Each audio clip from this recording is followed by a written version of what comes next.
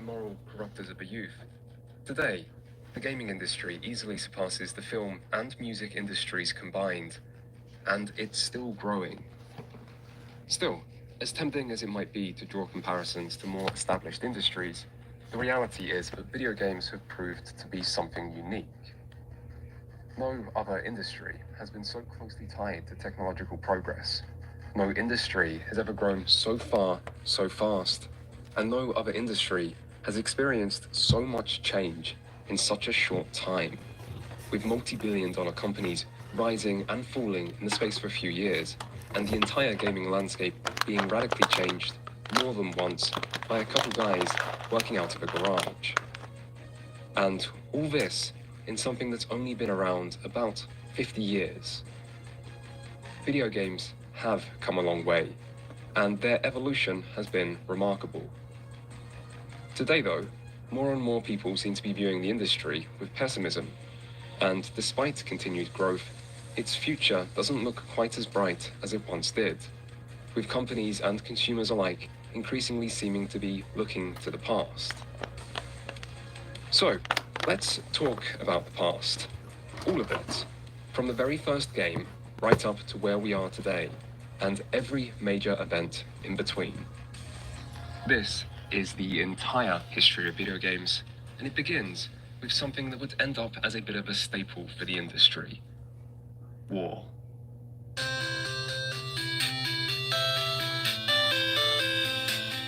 World War II was kind of a big deal. In addition to deciding the fate of a global population and shaping the modern world as we know it, it also saw rapid technological advancement that would pave the way for something equally important: video games. After building the first ever digital computers for the purpose of numerical processing and code breaking as part of the war effort, this technology was subsequently commercialized and found its way to several universities. And where computers go, video games soon follow. Of course, they weren't exactly designed as video games so much as demonstrations to show what computers could do, or just experiments to further the field of computer science. The first of these shown to the public was Bertie the Brain in 1950, who played tic-tac-toe.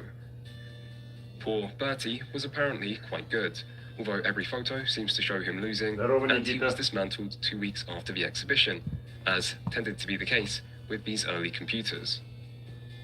The first game to be created as entertainment was 1958's Tennis for Two, a side-on simulation of a game of tennis that ran on an analog computer and was created by William Higginbotham, a man perhaps better known for his role in the creation of the atomic bomb.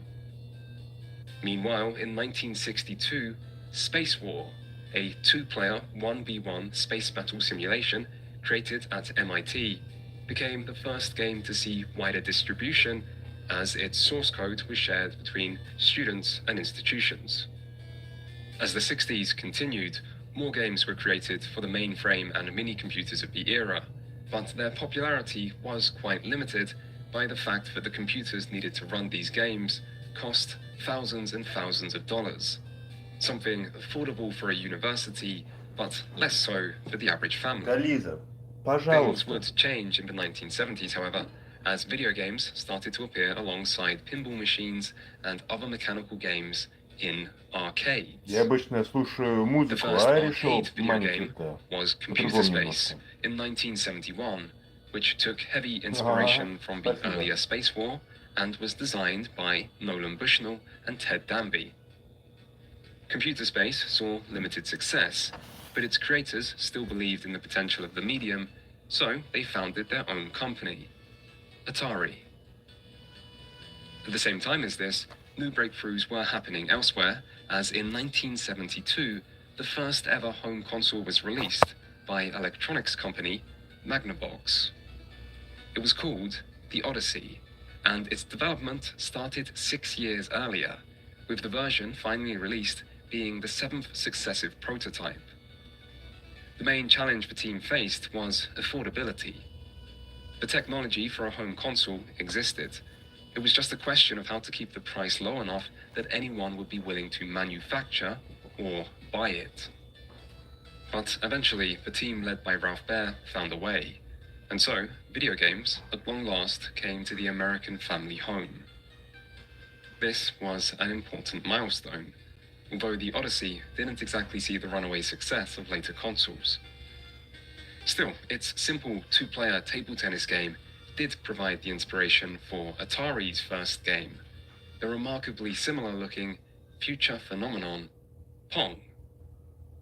Released in arcades in late 1972, Pong was a game that changed gaming, proving immensely popular in arcades, and at 25 cents a game, also immensely profitable. By the end of '72, we did $3.5 million. And then we did 19 million. Then we did 35 million. It was a hockey stick. In fact, Pong was so popular that the first machine installed quickly stopped working. Atari were called out to get it going again, and found the problem was that the cash box had overflowed from the vast amount of quarters, leading the machine to become jammed. And so, arcades exploded in popularity as Pong proved gaming's potential. Video games had arrived, and at the birth of this exciting new medium where the possibilities are endless, how did everyone react, you might wonder? Well, obviously, they copied the one thing everyone knew already worked. Atari made sequels and successors, as well as their own dedicated home Pong console, and other companies made their own versions alongside their own sequels and successors and dedicated home systems. Pong was everywhere, as profit led to proliferation, and before long, video games were in decline. By the mid-1970s, arcade growth slowed and then shrunk as the market became saturated with Pong clones, and brand new companies that had once rushed to cash in on this big new thing started going under. Atari themselves fared better, although they had their own troubles by way of a lawsuit that came from Magnavox over the striking similarities between Pong and their table tennis game. Atari settled, but they weren't the only ones being sued, and Magnavox's winnings ended up totaling over $100 million.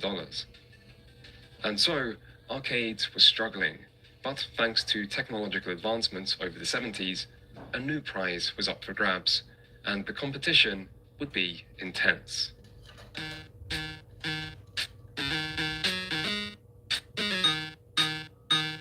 Arcades might have been where video games got their start, but home consoles offered an even greater opportunity, and people were quick to realize it. In 1975, the year Atari's home Pong released, there were 7 other companies releasing home video game consoles of their own. By 1977, there were at least 82 other companies, with 160 different models being released in that year alone. The consoles from this era were dedicated systems, meaning they could only play one or more built-in games that came included. A lot of these were simply Pong clones, with Atari even taking measures to make the cloning process more difficult to hinder their rivals. We actually became quite diabolical about seeing ways that we could just mess them up. We put a chip in, and we purposefully mismarked it, so that when somebody copied us, they put the wrong chip in.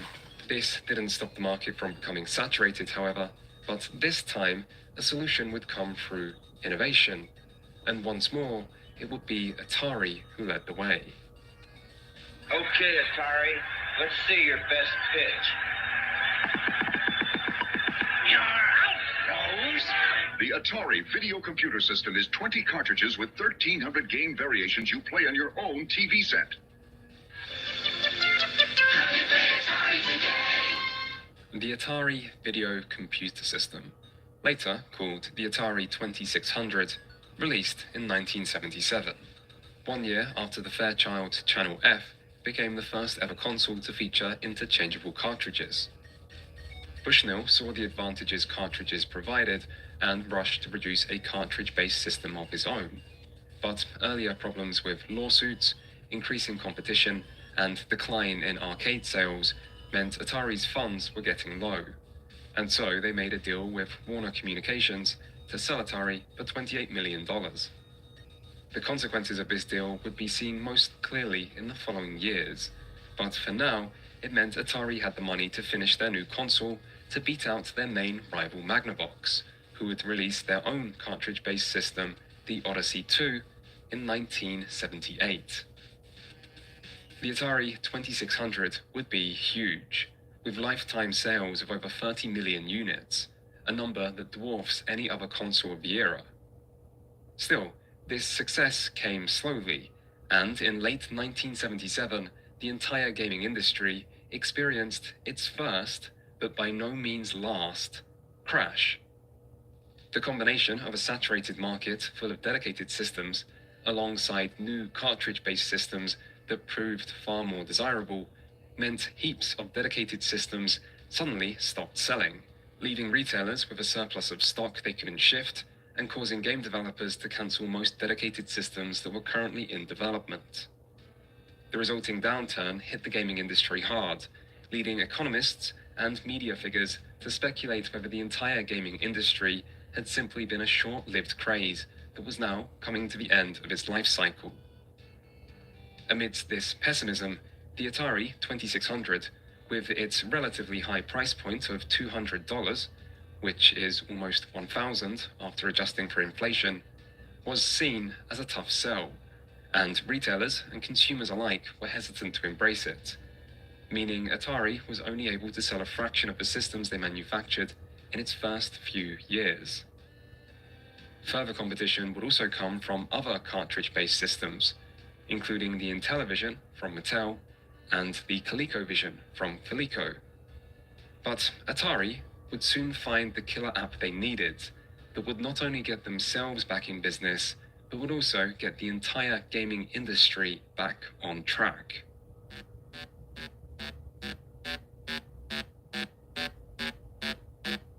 Space Invaders was created by Japanese developer Tomohiro Nishikado at Taito in 1978, and it is easily one of the most important and influential games ever made.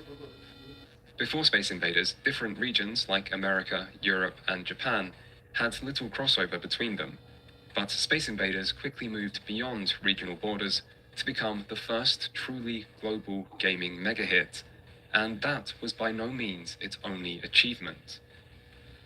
Its gameplay may look relatively simple today, but in the 70s it was anything but. As a fixed shooter where the player takes on rows of gradually descending aliens while hiding behind fully destructible bunkers, it was the first game to have enemies that shoot back at the player. It helped pioneer the move away from timers over to lives-based systems. It was the first game to feature a high score system, giving it potentially infinite replayability, and it was the first game to feature continuous background music. The background track itself was dynamic and increased in tempo in time with the enemy's increased movement speed as rounds progressed, giving the action a real sense of tension as the difficulty ramped up. This iconic part of the game wasn't actually intentional.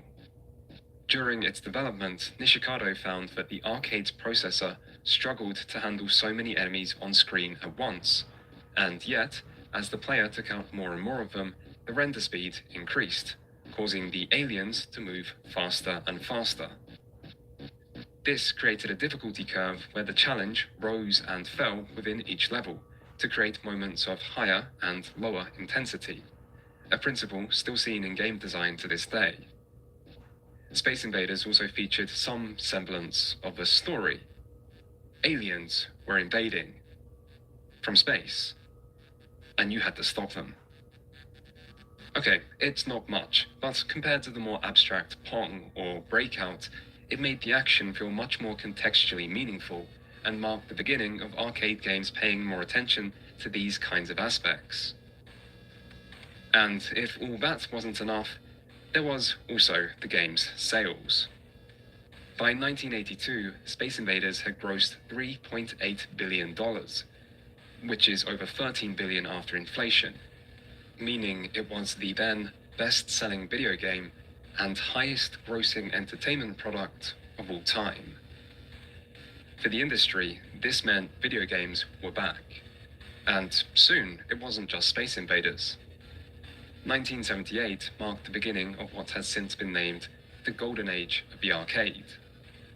1979 saw the release of Asteroids from Atari, which continued the space battle theme, this time in an asteroid field with more complex physics-based movement, while also using cutting-edge vector graphics that utilized lines instead of pixels to provide a crisp display, unlike anything that could be produced on a home TV screen. The trend of popular arcade games where you shoot things continued in 1980, with Atari's 3D first-person tank sim Battlezone, as well as their trackball-controlled Missile Command, which took inspiration from the still ongoing Cold War to task players with defending cities from intercontinental ballistic missiles. 1981 gave the world Defender from Williams Electronics, which pioneered the side-scrolling shoot-'em-up genre, and Galaga from Namco, a fixed shooter which featured complex enemy patterns and power-ups, both features that would define the genre moving forward. Shooters weren't the only thing coming out of arcades, though. In 1980, Namco's Pac-Man gave the world its first gaming mascot, Pac-Man, while establishing the maze chase genre and being the first game to feature power-ups. As iconic as he would go on to become, however, Pac-Man's path to success wasn't a simple one. The game initially struggled to beat Namco's 1979 space shooter Galaxian in Japan, while in America, publisher Midway was hesitant to manufacture many units as they were unsure how it would perform. The reason for this was that it didn't involve any shooting, and so executives feared it would be less popular with arcade's mostly male player base. This was something developer Toru Iwatani had also considered, as he'd deliberately tried to create a game that would appeal to women as well as men and offer something different to war or sports. Hence the colourful design, cute characters, and emphasis on eating rather than killing. Iwatani figured that girls like eating things more than killing them, and it seems he was onto something, because in the end, players couldn't get enough of Pac-Man's addictive pellet-eating action. Within a year, it had become the best-selling arcade game in both Japan and America, outgrossing even the 1977 film Star Wars in revenue. Pac-Man was one of the first, but by no means last times a video game found record success through broader appeal and targeting new audiences. Its use of vibrant color and its focus on a central titular character would also go on to become video game staples and would soon be seen in other popular arcade titles like Konami's 1981 road and river crossing hit Frogger.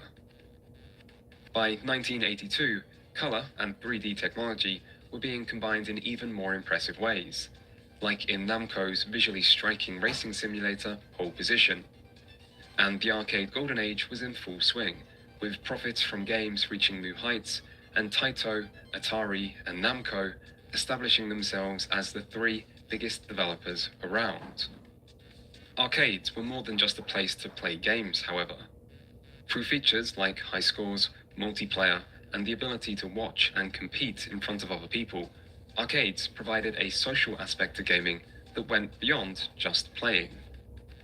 Much like how Twitch allows people to watch, discuss, and compete in various games today, arcades were the live streaming and esports of the 20th century, and they offered better gaming experiences than you could get in your home, with higher quality graphics, better sound, and unique immersive elements like wheels and pedals in racing game cabinets.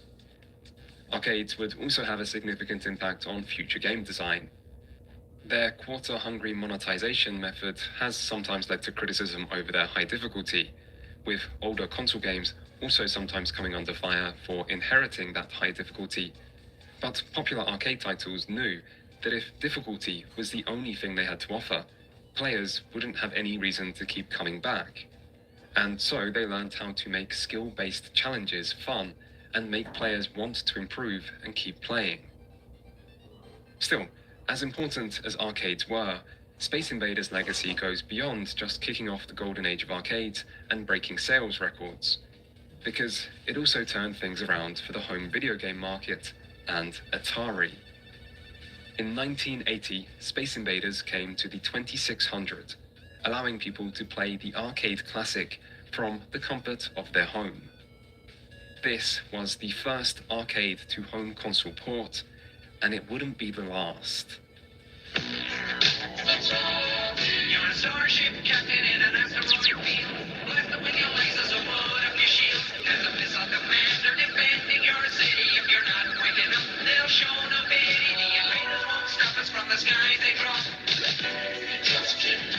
3 out-of-this-world games from Atari, the #1 video computer system with more games than any other. Everyone's gone Atari, the #1 video game.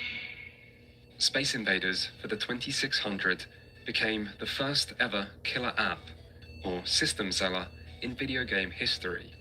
And it certainly sold systems, with Atari's consumer sales almost doubling to $200 million in the year it released, before skyrocketing to over $800 million in 1981, with Atari taking 65% of the global market share.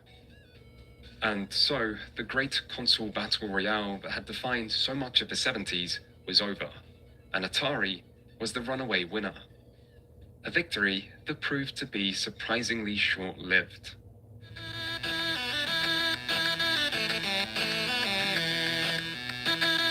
In 1982, Atari was the fastest growing company in American history.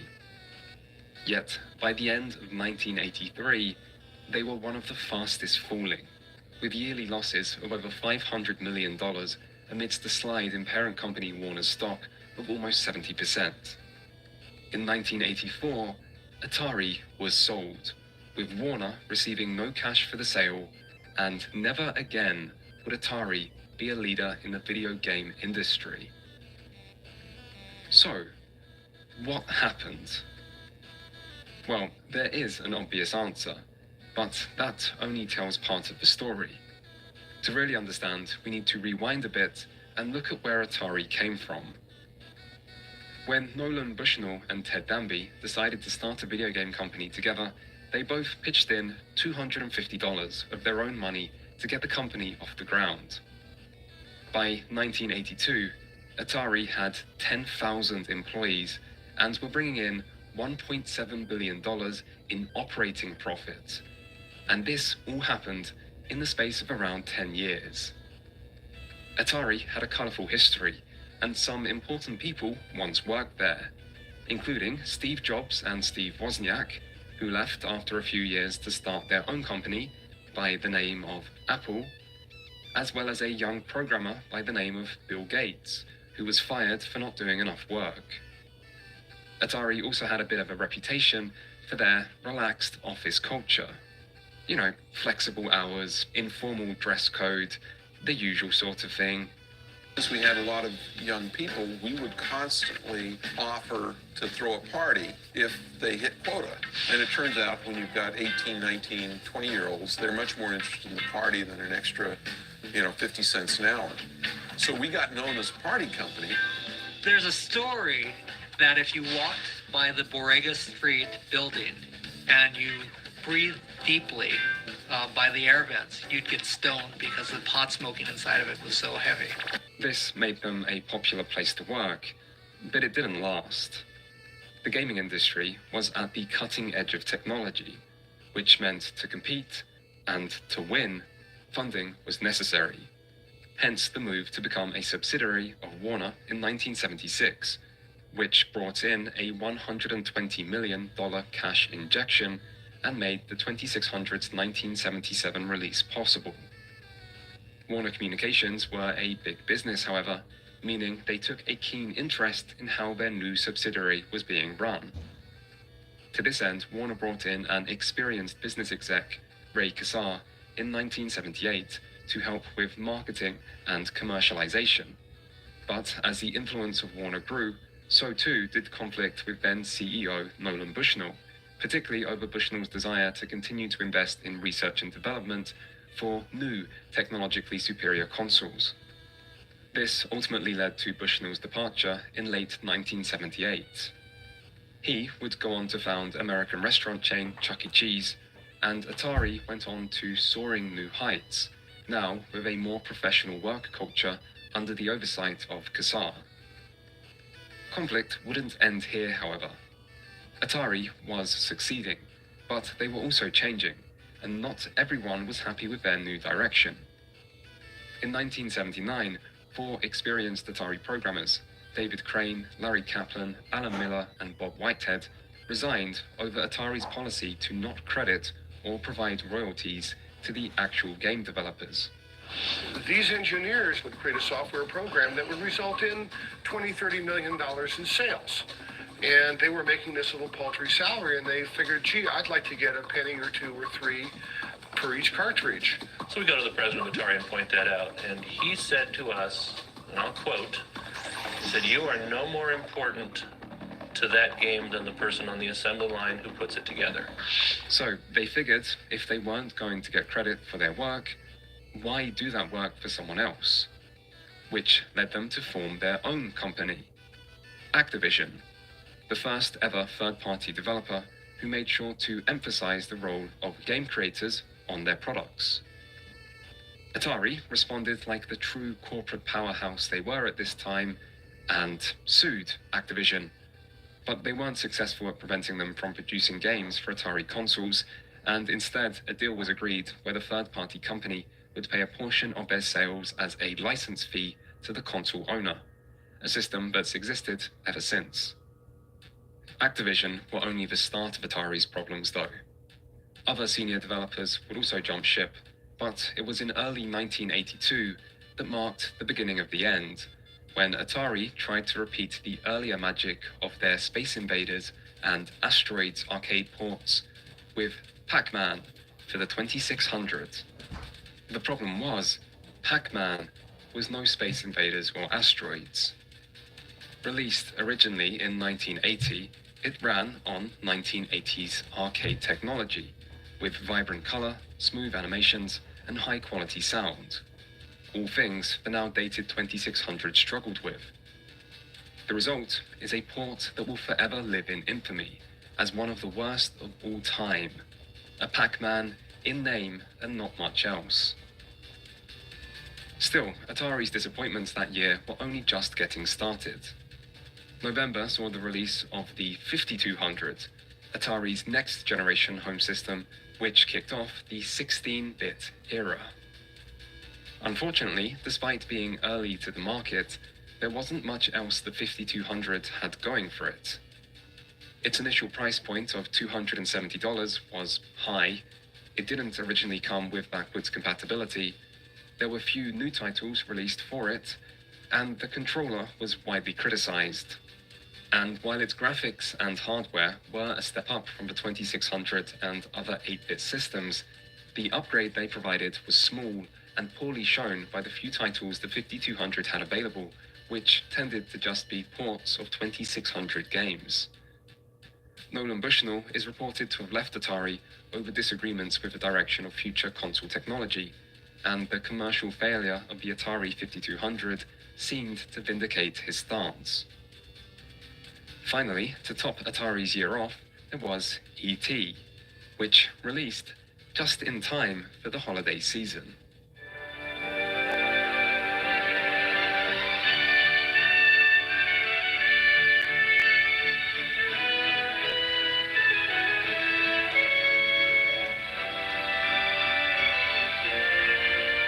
Only from Atari. Made especially for systems from Atari. The video game that lets you help E.T. get home. Just in time for Christmas. Happy holidays from Atari. E.T. has regularly been called the worst video game of all time. This may be rather harsh, but history is rarely known for its kindness. Still, worst of all time or not, E.T. is certainly symbolic, and it's a perfect example of the hubris that brought Atari's downfall. Atari had acquired a license, at high cost, for an E.T. game following the success of the movie, but they wanted the game released in time for Christmas to take advantage of increased holiday sales.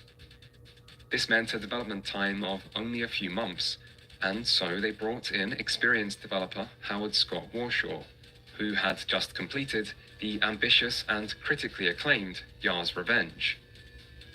Warshaw embraced the short development time as a unique challenge and tried to do the miraculous. He failed, and the result is a confusing adventure game that had little connection to the original movie beyond its strangely shaped protagonist.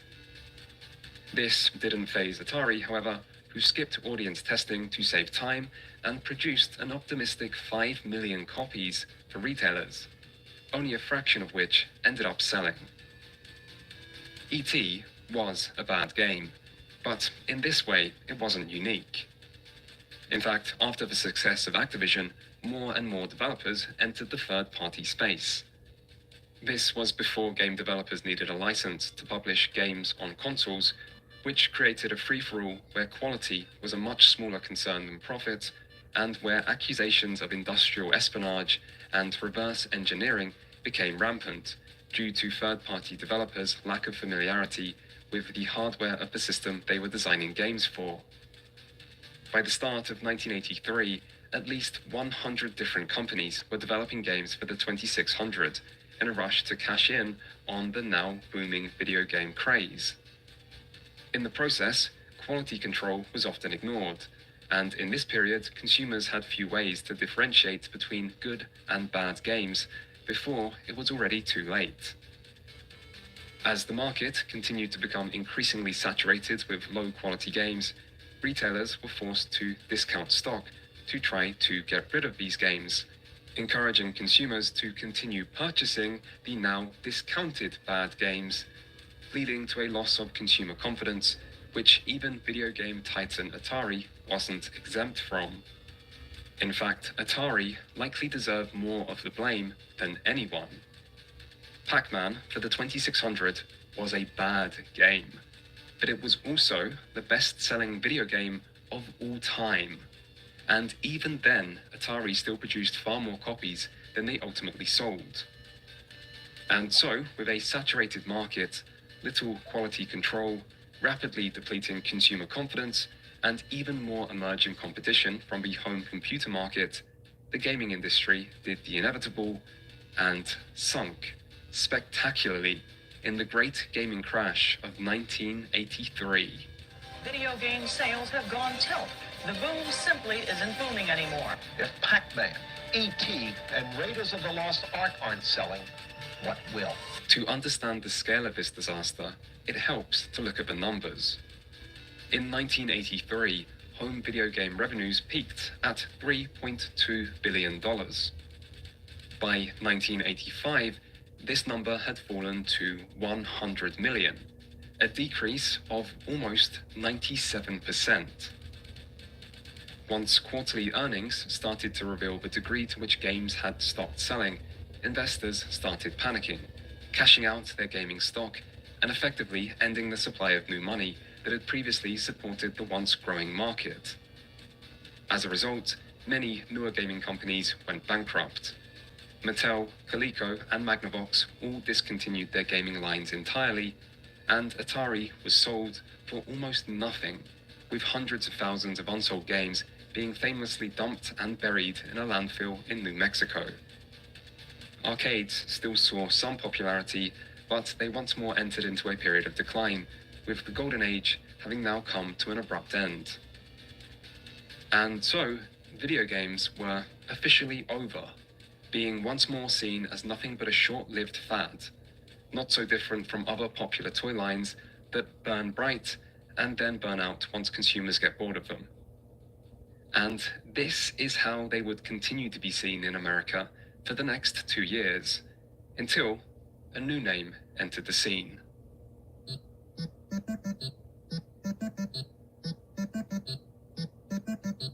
While the American gaming industry crashed and burned in 1983, across the Pacific, in gaming's second largest market, the year would be remembered for a different reason: the release of the Nintendo Family Computer, also known as the Famicom. It wasn't until 1985 that Nintendo would bring their new console across the Pacific and rescue the American gaming industry, but for Nintendo, the story starts much earlier. Founded in 1889, Nintendo began life as a playing card manufacturer before diversifying into tabletop games and eventually electronic toys. Their first foray into video games came from making light gun accessories, but in 1977 they went a step further with the release of the Color TV game, a Japanese-only dedicated home console inspired by the success of Magnavox and Atari, which contained Pong in 6 different variants. In Nintendo's defense, at least they paid Magnavox for a license, unlike most. The Color TV game sold well, thanks in part to its modest price, and Nintendo went on to produce several more variants, all for their home market of Japan. They also entered the arcade space with a game based on the board game Othello. It was during this period that a fresh-faced 25-year-old by the name of Shigeru Miyamoto joined the company. But Miyamoto would not be Nintendo's first gaming superstar. That honor belongs to one Gunpei Yokoi, head of Nintendo's Research and Development 1 division and creator of the iconic handheld Game & Watch. Apparently inspired by Yokoi watching a bored businessman playing with an LCD calculator on a train, the Game & Watch was an early dedicated handheld with an LCD display and fixed animations. It also pioneered the D-pad. Inexpensive and long-running, the Game & Watch's sales blew most early handheld competition out of the water, selling more units than even Atari's 2600 over the course of its lifetime. But Nintendo was only just getting started. After several less successful arcade attempts, the company's next big break came with 1981's Donkey Kong. Designed by Miyamoto with the oversight of Yokoi, it was originally developed as a way to reuse old cabinets of Miyamoto's previous and rather less successful radar scope. Donkey Kong took inspiration from Popeye and featured the titular ape as the game's barrel-throwing antagonist, alongside the player-controlled Jumpman, who would go on to become one of the most recognizable characters in the world after he was renamed to Mario. Donkey Kong was one of the earliest platformers and the first game to feature jumping. It also broke new ground in narrative design, featuring a complete storyline told entirely on screen, with Donkey Kong kidnapping Mario's girlfriend, who the player then works to rescue before finally watching the two be reunited. It was also a massive hit, establishing Nintendo's name internationally and creating a bidding war between console rivals Atari and Coleco over the rights to publish it. Nintendo would follow Donkey Kong with multiple sequels, but it was their return to home consoles that would change the gaming industry forever.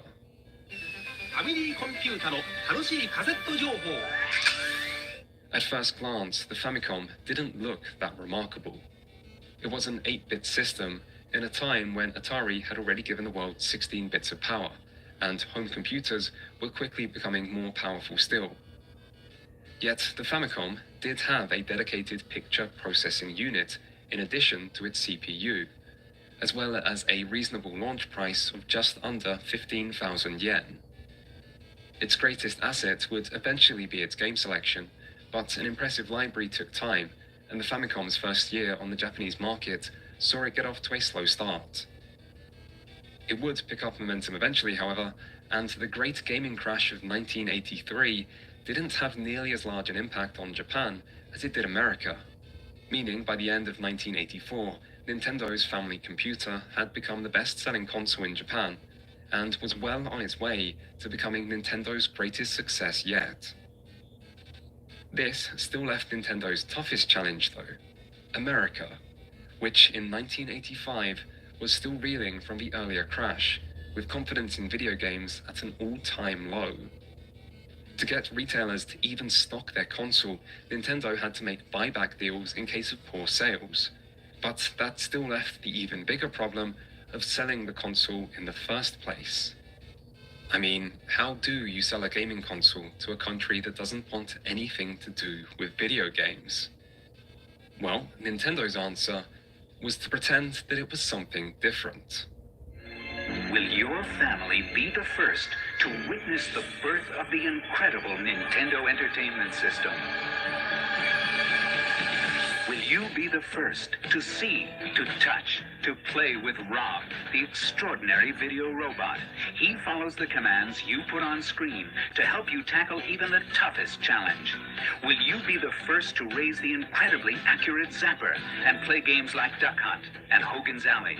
The first to build a library of game packs like Kung Fu and Golf? Even games like Excite Bike that you program yourself. Will you be the first to get all this in one package? The Nintendo Entertainment System, where video technology is more than a game.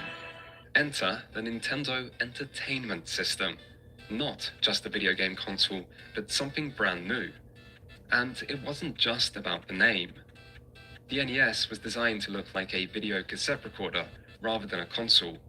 Its cartridges were rebranded as Game Packs, and it shipped with several accessories like the robotic operating buddy Rob and the iconic light gun, which marketing made sure to emphasize as much as possible. Nintendo's work didn't stop here though, as they had an entire gaming market to rebuild. And so the number one priority became restoring consumer trust in video games. To do this, they strictly controlled third-party development, putting limitations on companies to avoid the oversaturation that had plagued Atari. In Japan, this led to a growing bootleg market, so with the NES, Nintendo added a special lockout chip to combat this, while creating an official Nintendo seal of approval to allow buyers to identify Nintendo licensed products.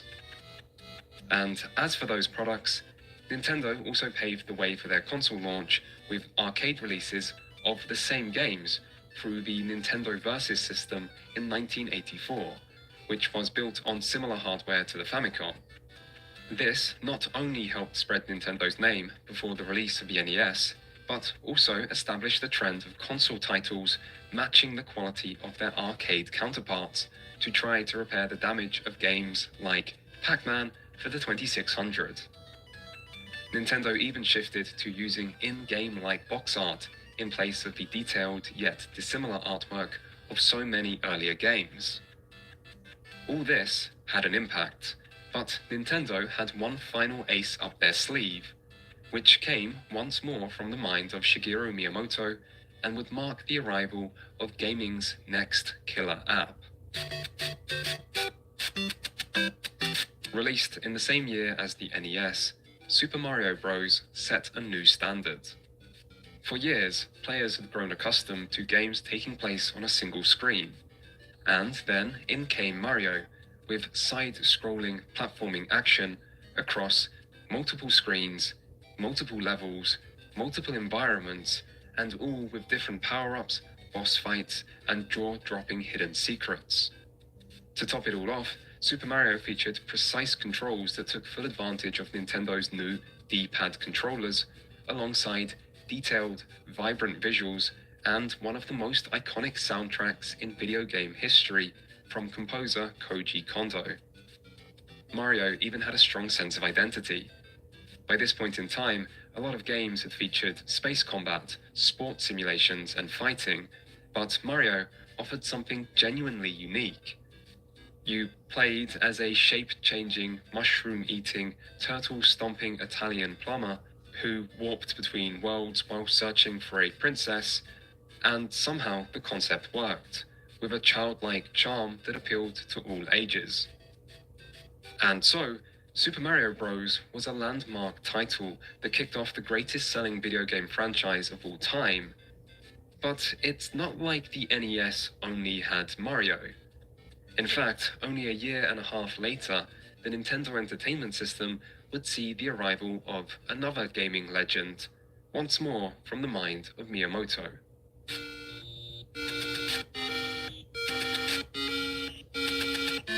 The Legend of Zelda did to action-adventure games what Super Mario Bros. Did to platformers. With a massive fantasy world fully open to players and packed with secrets, Zelda offered a sense of adventure and freedom to explore never before seen in a console game. It was also the first console game to feature a save system, thanks to battery-powered memory built into the game's cartridge, which helped support its more ambitious design. And once more, The Legend of Zelda was a huge critical and commercial success. As time went on, the NES's impressive library grew and grew, launching many of gaming's most loved series and establishing many of the rules of game design that would continue to be seen for years to come. Castlevania brought action-packed gothic horror, Metroid brought atmospheric sci-fi, Mega Man offered alternative high-quality platforming action, Metal Gear helped popularize the stealth genre, and Dragon Quest and the later Final Fantasy established the Japanese console role-playing genre. The NES was also well supported by high-quality arcade ports like Ghosts and Goblins, Contra, and Double Dragon, as well as a range of Nintendo original sports games, providing even more diversity. Basically, the NES had everything, and it conquered the American and later European console markets, getting the gaming industry back in business in the process. This didn't happen overnight, and the damage done to the American market really was significant. But by 1989, the console market had finally bounced back close to earlier levels, with consumer confidence largely restored. Over its lifetime, the NES and Famicom sold around 62 million units, which was more than double the Atari 2600, making the NES the best-selling console of the time, and still one of the best-selling to this day. And with Nintendo's console supremacy, and so many American companies having exited the market following the earlier crash, Japan was able to take center stage of the gaming industry, with Nintendo's name becoming synonymous with video games. Still, even if Nintendo had taken a sizable lead, they wouldn't remain unchallenged for long, as another Japanese company was about to make their attempt at beating Nintendo at their own game.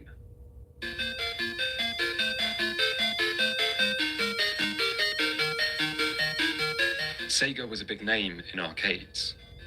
They entered the Japanese home console market at the same time as Nintendo, when the arcade golden age was starting to wind down. Their first console, the SG-1000, released in 1983 on the very same day as Nintendo's Famicom. But it would struggle to compete with Nintendo's superior system, likely as a result of Sega's inexperience with console development. In 1985, it was redesigned as the Sega Mark III, which released in North America in 1986 as the Sega Master System. Sega challenges you with the ultimate video game, the Sega Master System, with twice as much memory as any other video game. Advanced video technology like scrolling backgrounds, graphics in 64 colors, digital sounds, and light phasers. And you can add to the excitement with sports pads, control sticks, and the first video games ever in 3D. Sega's the one. The Sega Master System. The challenge will always be there. The Master System went head-to-head with the NES, while copying much of its marketing strategy. In terms of hardware, it had a clear advantage, with a wider color palette and a small edge in raw power. But this wouldn't be enough to make up for its biggest weakness: its lack of third-party support. To publish games on the NES, licensees had to agree to a strict 2-year non-compete clause that didn't allow them to bring their titles to Nintendo's competition. This left the Master System with a much smaller library, and while Sega were able to bring their own first-party arcade titles, including the fast-paced rail shooter Space Harrier and iconic racing game Outrun, two of the best arcade titles of the mid-80s, this ultimately didn't prove to be enough, and even these games were still inferior on console than as arcade originals. This ensured that Sega failed to come close to matching Nintendo in Japan or North America, although they did do enough to overtake a flagging Atari, who, under new management, had released their own third-generation console, the 7800, a system notable for its innovative backwards compatibility and little else. Still, by this point, gaming was global, and so Sega turned their attention to other markets.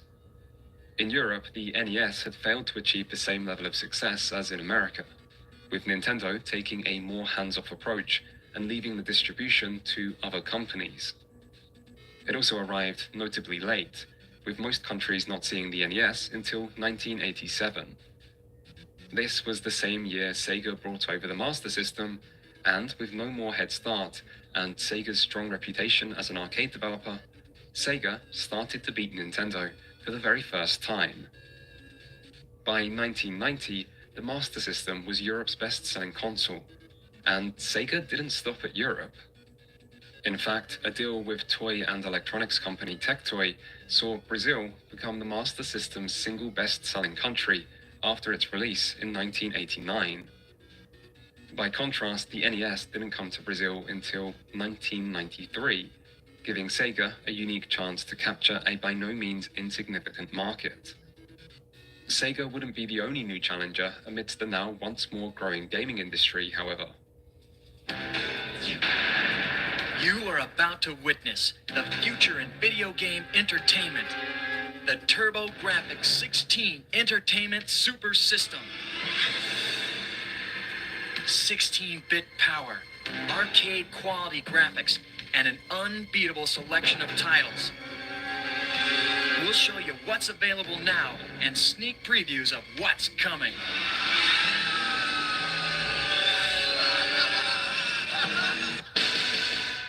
Hudson Soft and NEC's TurboGrafx 16 released in 1987 in Japan under the name PC Engine, and in 1989 in America and Europe.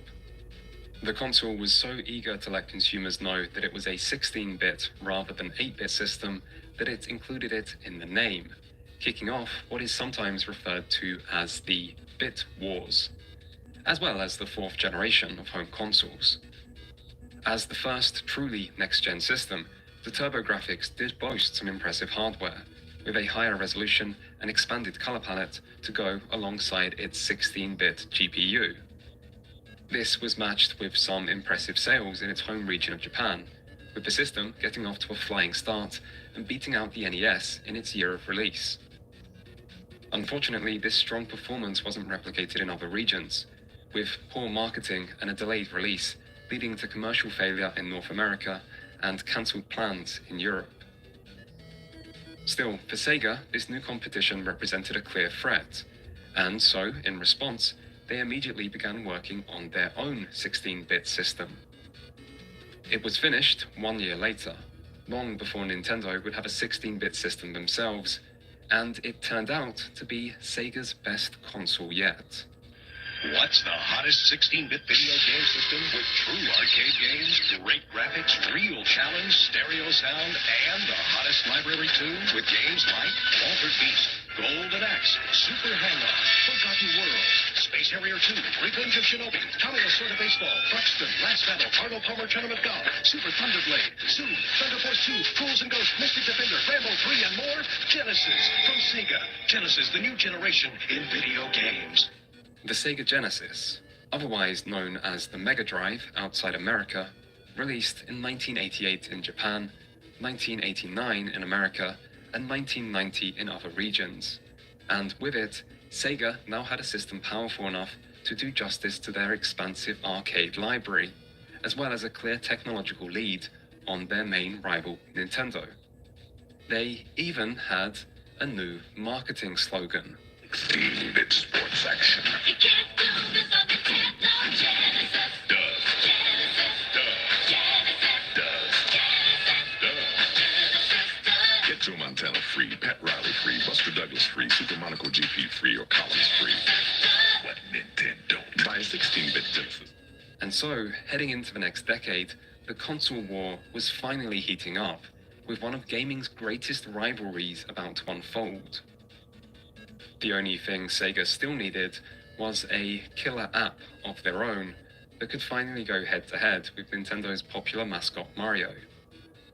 But for Nintendo, there was no reason to panic just yet, as the end of the 80s saw them release a new system of their own, one that would go on to outsell all of their previous systems combined.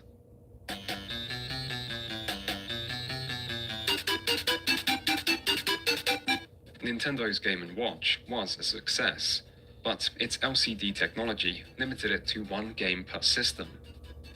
For Gunpei Yokoi's next console, he wanted to create a handheld device with interchangeable games that offered an NES-like experience on the go.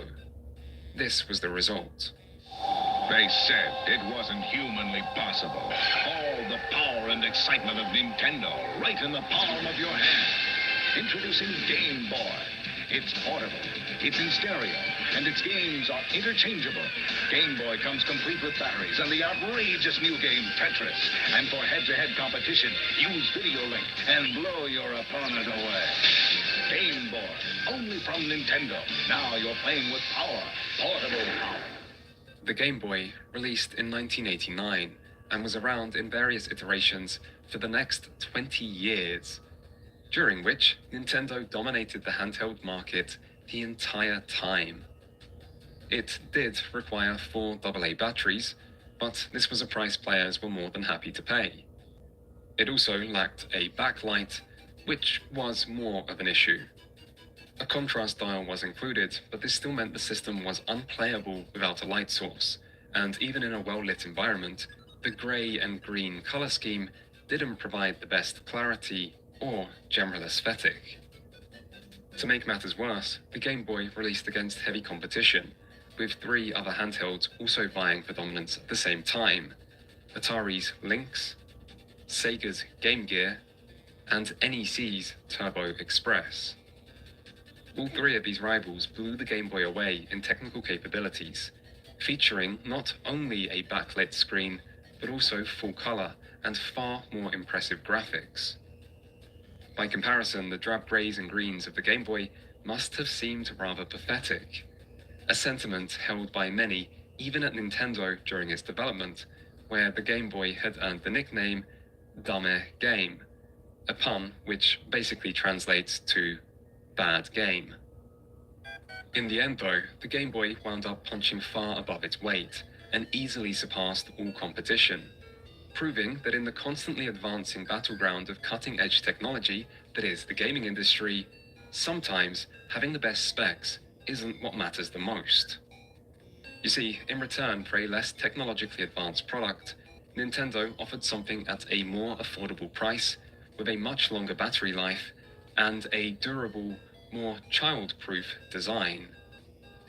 If success was down to critics, the Game Boy would have come last. In reality, however, success is decided by the consumer, which in this case often meant parents. And it turned out that in this example, practicality and affordability beat superior technology, and it wasn't even close. For Gunpei Yokoi, this must have been the ultimate vindication of his design philosophy, which has been translated as lateral thinking with withered technology, i.e., achieving success through finding new and innovative ways to use cheap or mature technology. In an industry obsessed with the cutting edge, this has been successfully employed by Nintendo time and time again, and despite Yokoi's unfortunate death in 1997, his philosophy can still be seen within the company to this day. Of course, this is only part of the Game Boy's success story, because it also had another advantage over the competition. Designed inside the Soviet Union by Alexei Pachinov in 1984, Tetris began life as more of a benchmark than an actual video game. In a time long before anyone could ask, can it play Crysis, computer engineer Pachinov had to settle for developing his own games as a way to test the capabilities of the latest hardware. The idea for Tetris came from trying to recreate the puzzle game Pentominoes, when Pachinov had the idea to make the pieces descend vertically. The lack of a graphical interface on the Electronica 60 Pachinov was working on did pose a slight problem, but it wasn't enough to stop Tetris's core idea from being enjoyable, and soon Pachinov was sharing his creation with his friends, and eventually making an IBM PC version with the help of a talented 16-year-old school student. From here, Tetris spread like a contagious virus, first infecting Pachinov's office, then the whole Academy of Science, before moving across Moscow, and then beyond, doing what few Soviet citizens of the time could do, and crossing the Iron Curtain. This kicked off a race from multiple eager parties to acquire the rights of the game for broader distribution in the West. The only problem with the situation was that the Soviet Union didn't really believe in copyright law outside of everything should be controlled by the state, leading to confusion over who owned the rights of the game and a complicated battle between different competing parties with plenty of buying and selling of rights that sellers didn't actually own. The ultimate winner was game designer Henk Rogers, who acquired the rights for Nintendo. The original plan for the Game Boy was to sell it alongside the new Mario title, Super Mario Land. But Nintendo was so impressed by Tetris after Rogers showed it to them that they followed his advice to use it instead, in the hopes that its simple, addictive nature could transcend experience, age, and gender barriers to be a game that everyone could enjoy. And it was. At first glance, Tetris might seem similar to popular arcade games of 10 years earlier, but with no concerns about maximizing quarters, Tetris considerably lowered the initial difficulty, and this did result in a game that anyone could play, as it eased people into the experience, while naturally building tension and excitement as the game progressed. Tetris required fast moment-to-moment reactions, as well as broader, more strategic planning, and when players made a mistake, it was obvious where they went wrong and what they could do better next time. For the pick-up-and-play Game Boy, it was a perfect match, and it went on to sell tens of millions of copies on Nintendo's new system alone, as well as many millions more across PC, NES, and later mobile versions, making it, potentially, the best-selling game ever made, even to this day. This helped the Game Boy get off to a strong start right from its launch, which meant as the 80s grew to a close, Nintendo retained their dominant position as leaders of the gaming industry, having far surpassed Atari and held off the new challenge presented by Sega. All this time, however, as console and arcade giants rose and fell, another section of the industry experienced its own story, one with a different starting place, different games, and a very different impact on the future.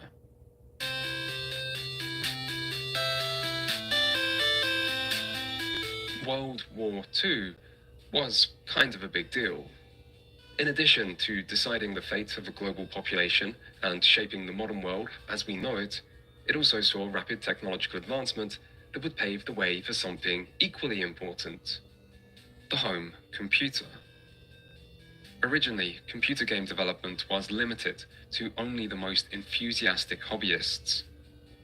This started in the early 70s, with one of the first and most well-known examples being 1971's Star Trek, a text-based strategy game where players took control of the USS Enterprise to hunt down Klingon warships.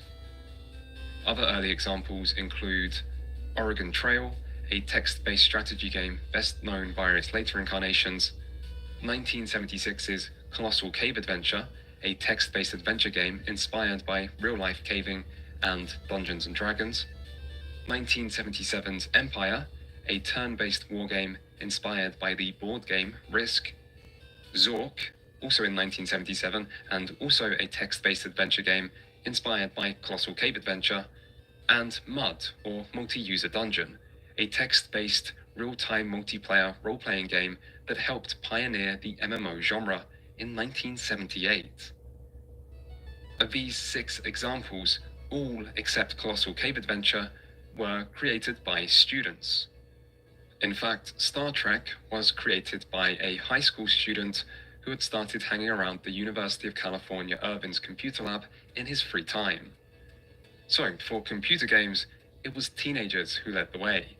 Maybe due to the younger generation's inherent creativity, but also because computers were so expensive that university students were some of the only people who had reliable access to them.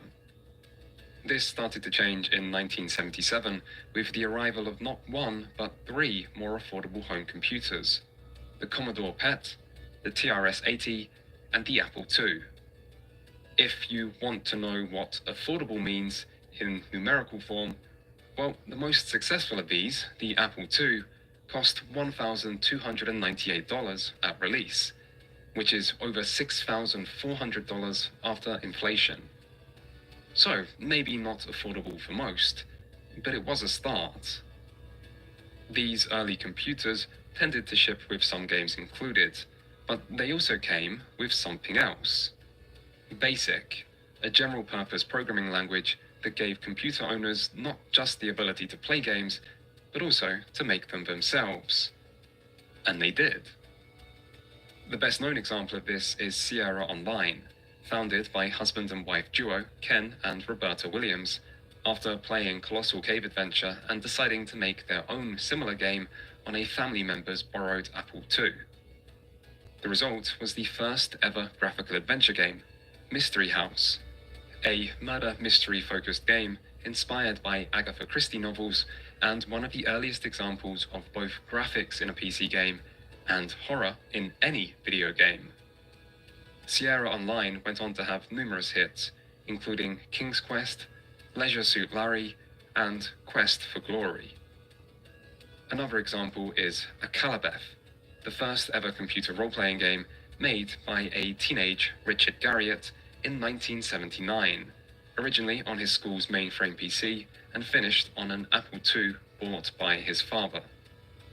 Garriott sold the game at his local computer store in a Ziploc bag with a cover sheet drawn by his mum, until a copy of the game made it to California Pacific Computer Company, who signed a deal with Garriott to take over publication and sold 30,000 copies. The founders of Codemasters, the Darling brothers, had a similar story, where they became wealthy and established game developers by the ripe old age of 16 and 17, selling games by mail order from their bedroom.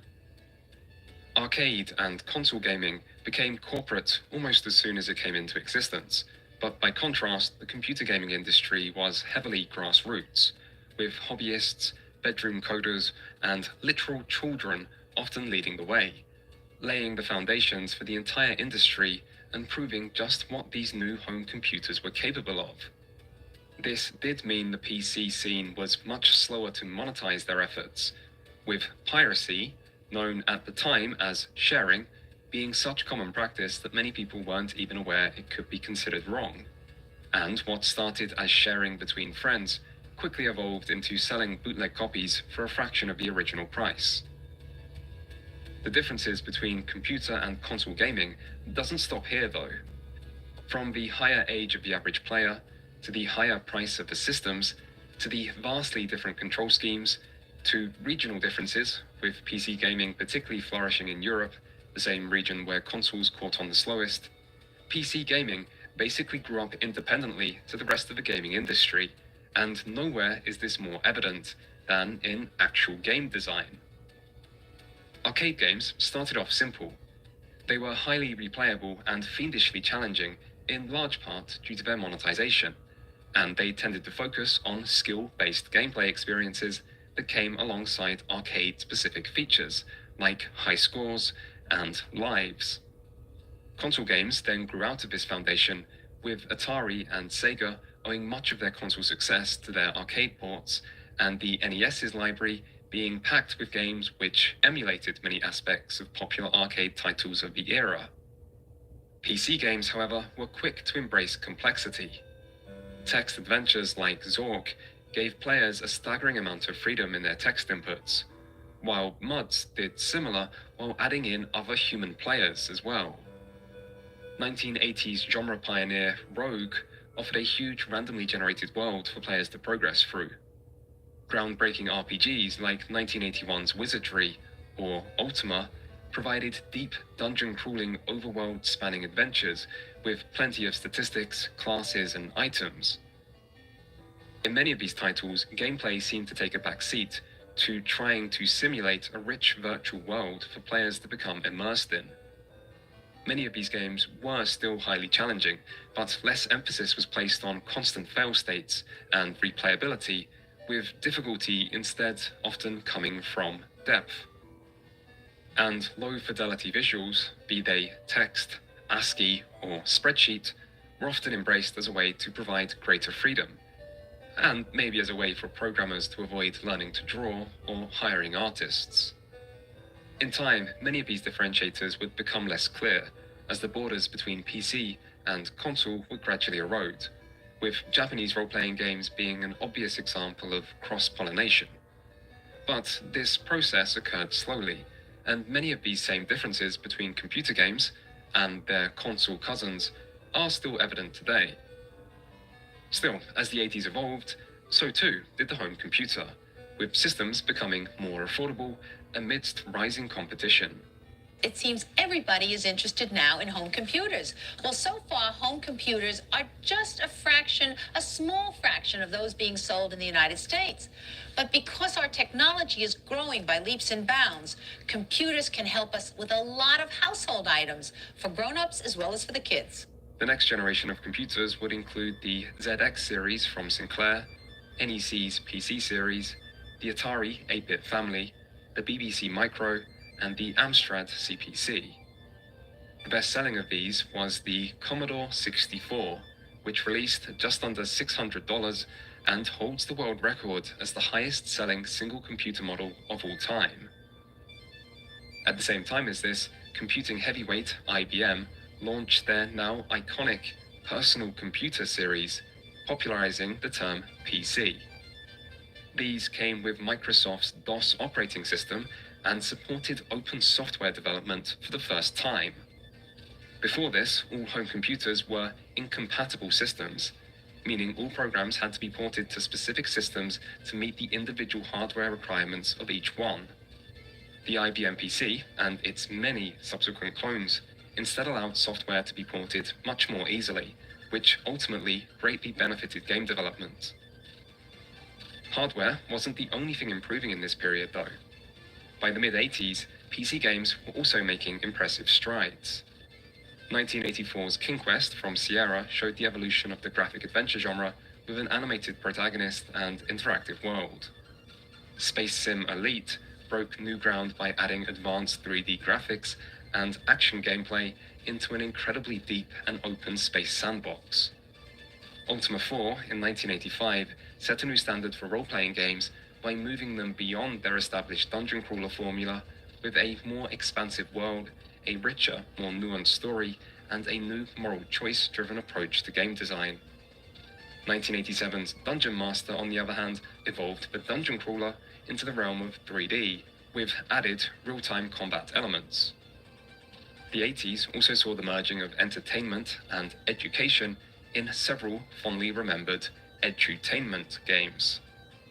The 1985 version of The Oregon Trail taught children history, as well as the dangers of dysentery, typhoid, and rivers, while the also released in 1985 Where in the World is Carmen Sandiego taught geography and the dangers of art theft. Of course, The Oregon Trail was also an enjoyable strategy game with genuine emergent storytelling and roguelike random generation, years before Rogue even existed. And Where in the World is Carmen Sandiego was a very well-made adventure game with strong replayability. In some ways, the educational elements of such games were light, but that didn't stop them showing up in thousands of schools, tricking children into learning, or tricking teachers into letting children play games during school, depending on your perspective. Ultimately, edutainment computer games were a trend which didn't really catch on, but they still serve as a valuable reminder of a time when gaming was in its infancy and developers were exploring novel applications of this new exciting medium. By the end of the 80s, the era of bedroom coders was coming to a close, with husband and wife duos and pioneering teenagers soon being replaced or going on to found legitimate development teams with professional work environments. One such company, Electronic Arts, would see a major breakthrough with their 1988 John Madden Football, a game which would not only kick off one of the industry's largest sports series, but also showed the more mainstream direction PC games were now heading in. 1988 also saw the release of Call of Radiance, the first in a long line of gold box Dungeons & Dragons RPGs. where after years of video games taking inspiration from D&D, they were now finally starting to make that relationship official. With home computers continuing to become more affordable, PC gaming ended the decade in a promising place. Its early years should perhaps best be remembered as a time of innovation and enthusiasm. The computer gaming market started small. Popularity was created through word of mouth and sharing between friends. Creators enjoyed unprecedented levels of creative freedom, and monetization was often a distant afterthought. Yet many of the games produced from this era were just as impressive as their console and arcade rivals, albeit often in very different ways. Regardless, the impact of these games on the industry was considerable, and gaming wasn't the only thing they impacted. In a time where the personal computer was a brand new invention, computer games also played a significant role in showcasing just what this new piece of technology could do, and in popularizing the idea that a computer could be more than just a machine for work. And so, even if the history of computer games stands somewhat separate to the rest of the industry, it still played a vital role, and its importance would only grow as the years went by.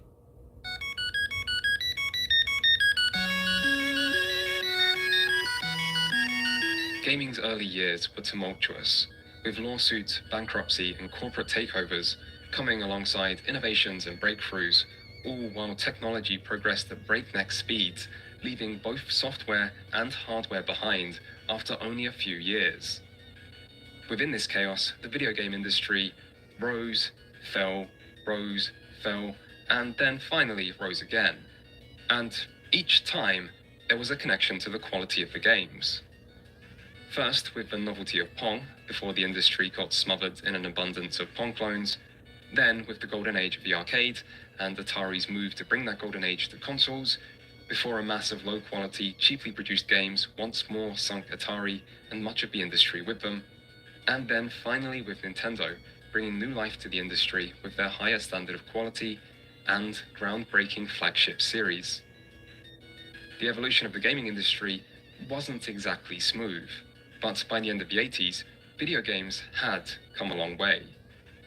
In 1972, there was Pong. In 1989, Prince of Persia on the Apple II used rotoscoping technology to produce smooth, true-to-life animations. Shadow of the Beast on the Amiga combined detailed sprite work with parallax scrolling to create stunning backgrounds. Final Fight on arcades upped the level of detail and the amount of things on screen at once to seriously impressive levels. And even on consoles, the new generation of 16-bit systems was starting to really show what those 16 bits could do, with games like Golden Axe providing much better visuals than was seen in the last generation. And it wasn't just graphics. On the NES, developers' experience with designing games and their familiarity with the system was also showing dividends. Take the opening of the famously difficult action platformer, Ninja Gaiden.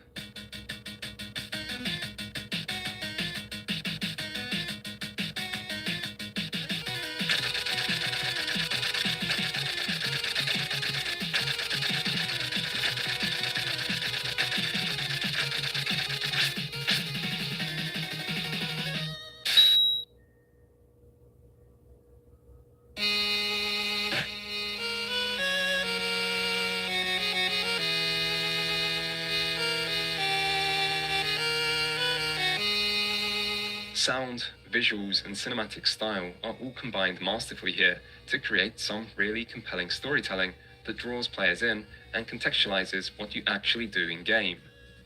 And it does all this in less than a minute. Meanwhile, on PC, games like the city builder SimCity or God game Populous were once more treading new ground and creating new genres that challenged how people thought about video games. Still, if you really want to see how far games have come, no single title illustrated it better than the latest entry in Nintendo's most iconic series. Widely considered one of the greatest games ever made, and as close to perfect as a sequel can be, Super Mario Bros. 3 is the pinnacle of the NES library, and it still holds up all these years later. Where some NES sequels went in bold new directions, not always with the best results, the third game in the Super Mario series instead takes everything which worked about the first title and does it bigger and better. From the new overworld to multiple new power-ups, new enemies, larger levels, enhanced visuals, an expanded moveset, multiplayer, and a much longer runtime, it was a game which did quite a bit to impress. But what shined brightest of all was its creative level design. Every world had its own theme, every stage felt distinct, and new things were introduced constantly, with the player never quite sure what to expect next. Somehow, in just 3 years since the first game, the team behind Super Mario Bros. 3 worked out how to make the perfect 2D Mario game, and then they did it. Games had come a long way, but in the grand scheme of things, they were just getting started. And the next decade would bring even more progress, more change, and more drama.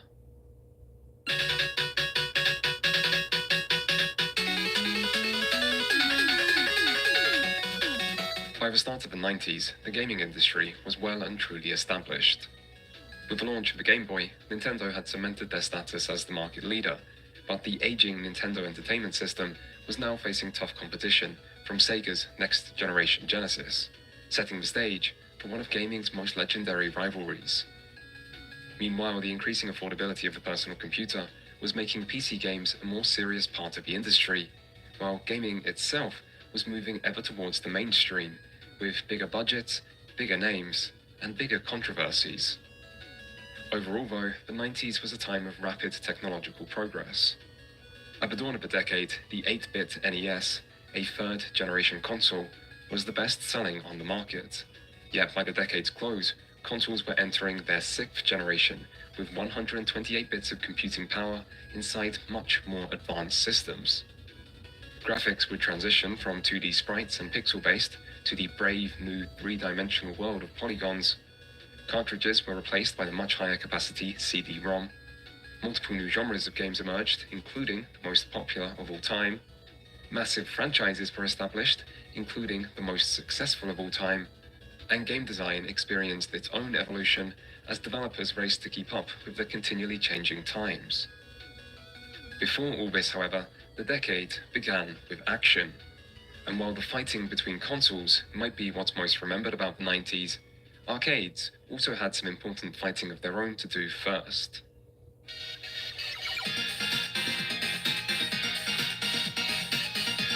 Arcade growth came to a stop following the crash of 1983, but arcades still made up a large part of the market afterwards, and they still continue to offer the definitive video game experience by way of graphics and immersion, for those who had the quarters to play.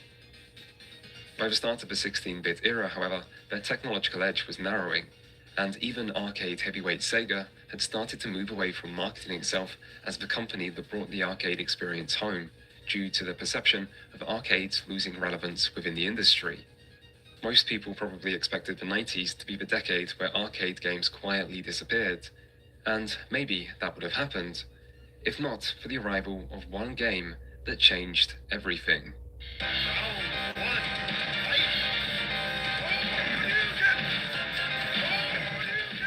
Street Fighter II wasn't technically the first fighting game, but you'd be forgiven for thinking it was. Reaching arcades in 1991, it represented a massive evolution from Capcom's 1987 predecessor and brought many of the staples people have come to expect from the genre, including combo mechanics, precise joystick controls, and a focus on face-to-face, player-versus-player action. Before Street Fighter II, competitive video games were about high scores, and so the competition was indirect. But Street Fighter II allowed players to go head-to-head, making competition more active, exciting, and genuine. This was a major step for gaming and paved the way for the concept of deathmatches, as well as more serious competitive tournaments and games as a form of esport. For arcades, though, fighting games were simply a match made in heaven, and they instantly brought new life to the scene. The social nature of arcades was a perfect fit for a genre that was about being best and winning in style, and the popularity of Street Fighter was explosive, causing a significant resurgence in arcades, before soon going on to be one of the highest-selling console games of the next generation and leaving an immediate impact on pop culture. Street Fighter II was soon met with competition itself, first from SNK's Fatal Fury in late '91, then from Midway's infamously violent Mortal Kombat in '92, before arcades once more cemented themselves as the leaders of video game technology with the cutting-edge 3D of Virtua Fighter from Sega in '93 and Namco's Tekken in '94, with a whole host of other smaller names springing up along the way. For a time, fighting games were the hottest genre in gaming, and they made a lot of money in the process, with Electronic Gaming Monthly reporting that in Japan, fighting games accounted for 80% of all gaming sales in 1996. Other important advancements in arcades came from the move to 3D technology, which preceded the jump to 3D seen in the next generation of consoles, and was in large part the result of a rivalry between Sega and Namco. This can be seen in Virtua Fighter and Tekken, as well as a number of notable racing and light gun games, including Virtua Racing, Daytona USA, Virtua Cop, and House of the Dead from Sega, and Ridge Racer, Point Blank, and Time Crisis from Namco. Konami's highly original rhythm-based Dance Dance Revolution in 1998 also proved highly influential. Still, while arcades might have seen a renaissance in the early and mid-90s, this was ultimately only enough to delay the inevitable, and as the decade grew to a close amidst a surging console market, arcades once more entered into a period of decline, as the era of the arcade gradually came to an end. Today, arcades mostly exist as a nostalgic relic of the past, but their importance on gaming history was enormous. For years, arcades were the largest and most technologically advanced section of the industry, and in addition to producing many of gaming's greatest titles, they also left an enduring impact on gaming culture. Still, while arcades might have kicked off the decade's action, it would be consoles that would take the fighting to a whole other level.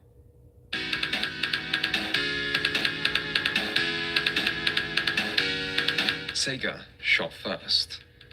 In addition to beating Nintendo out the gate in entering the fourth generation, Sega was also responsible for making things personal by deliberately targeting Nintendo in their marketing. Conventional wisdom might suggest that naming, and by extension, giving publicity to your main competitor in your own marketing isn't the best strategy. Yet, conventional wisdom isn't always correct. Genesis does, may be the most famous gaming commercial of all time, and it exemplified the spirit of the fourth generation. Taking shots at Nintendo wasn't the only part of Sega of America's grand strategy, however. They also sought to create a strong library of unique games which would appeal to Western audiences and help make the Genesis stand out. Early examples of this can be seen with Michael Jackson's Moonwalker and several celebrity-endorsed sports games like Joe Montana Football or Pat Riley Basketball. These still didn't provide Sega with the true system seller they needed though, and to make matters worse, their head start only lasted so long, as in November of 1990, Nintendo's much-anticipated 16-bit system finally launched in Japan, alongside the latest entry of one of gaming's now most iconic series, Super Mario World. In a head-to-head comparison, there wasn't a lot to differentiate the two competing pieces of hardware. The Genesis did have an advantage in pure CPU power, but the Super Nintendo boasted more RAM, better sound quality, more on-screen colors, and more detailed sprites. The systems were also similarly priced, meaning it was games that would be the ultimate deciding factor. And it was here that Sega was about to make their most important play yet. Mario had launched Nintendo into the home console market and was seen as central to Nintendo's success. So Sega decided they needed their own Mario. Work on the character design started all the way back in 1988 and went through multiple revisions, with Sega Japan and Sega America working together and often disagreeing over the direction. Central to the design was the decision to emphasize speed and to appeal to Western audiences, with designer Naoto Oshima even going to New York to ask locals in Central Park their opinion on the design, which ultimately led to a blue hedgehog by the name of Sonic. The emphasis on speed carried over to game design, with the team wanting Sonic's default speed to be equal to Mario's running speed, and for his running speed to be a great deal faster. This led to many animation and frame rate problems, but the team stuck with the idea, not wanting to compromise their desire for players to go fast. Levels were then designed to be large and non-linear to take advantage of the main character's enhanced movement, while also, once again, being seen as a straight upgrade to the levels seen in Mario. Finally, vibrant colors and a laid-back soundtrack were used to give the game a strong sense of identity, and in summer 1991, the project was complete, with Sonic the Hedgehog releasing worldwide about 2 months before the North American release of the Super Nintendo. And so, at long last, Sega had their killer app. Gotta go. Hey, guy, you're the first serious gamer I've seen all morning. Check this out. Brand new 16-bit Super Nintendo with Super Mario World. Wow! What's this one? Oh, this is Sonic the Hedgehog from Sega Genesis. Hey, look at these radical colors, huh? Wow, Sonic's fast, too. No, over here. I like Genesis, and it costs a lot less. Wait, kid, that game I'll there. take Sonic and Genesis. I knew that. Sonic was an immediate success, and with it, the Genesis outsold the Super Nintendo 2-1 in the 1991 US holiday season, with Sega taking a 65% share of the 16-bit market. Meanwhile, in Europe, Sega performed even better, as the Super Nintendo wouldn't see an EU release until mid-1992. This was one of the major differences between Nintendo and Sega at the time, as while Sega were pioneering the idea of a global release for systems and software, Nintendo were by contrast much slower at bringing their products to other markets. In the end, this paid off for Sega and allowed them to take a clear lead over their rival for the very first time. And this wasn't the only advantage Sega now had. Their greatest weakness in the last generation, third-party support, would no longer be a problem after Sega entered the market early and offered publishers much more favorable licensing terms than Nintendo. They also worked hard to stay on top of hardware developments, releasing the Sega CD, or Mega CD, in 1992 as an add-on for the Genesis. The Sega CD wasn't cheap, and its sales numbers were relatively modest, but it did offer a more high-end product to those who wanted it, and the new CD technology provided much greater storage capacity, allowing for more detailed audio and entirely new types of games like those focused on full-motion video. Lastly, Sega also didn't slow down with their aggressive marketing. The Sega Genesis has blast processing. Super Nintendo doesn't. So what's blast processing do?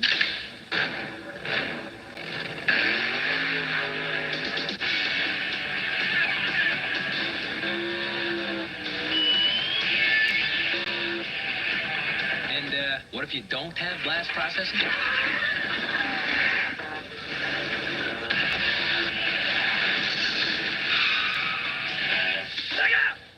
It is debatable whether blast processing is even real, but one thing everyone can agree on is that the Super Nintendo doesn't have it. I mean, sure, technically the Super Nintendo was the more advanced system, but technically the Genesis did have faster processing, so Sega made sure that's what they focused on, and it worked. Still, even if Nintendo didn't have blast processing, there was something they did have, which some might even say is more important. Games. The Legend of Zelda: A Link to the Past released in America in 1992, and did for Zelda what Super Mario Bros. 3 did for Mario. As a near-perfect sequel and one of the best games of the 16-bit era, A Link to the Past expanded the overworld, expanded Link's moveset, expanded the dungeon design, and then added an entire parallel dark world for the player to travel between that was similar and yet completely different to the world they knew. The result was a landmark action-adventure game that set a standard for 2D Zelda still not surpassed to this day. And Nintendo didn't stop there. Sequels were expected, but Nintendo had new ideas too, and they still had one of the best people around for the job.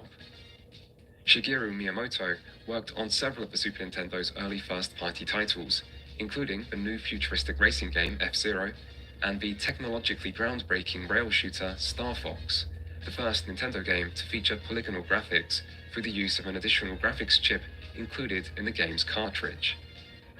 Released in early '93, Star Fox went on to become one of the console's best-selling games, although it was still surpassed by another new Nintendo franchise, 1992's Super Mario Kart, which brought Mario and friends into the world of kart racing, kicking off their own subgenre in the process.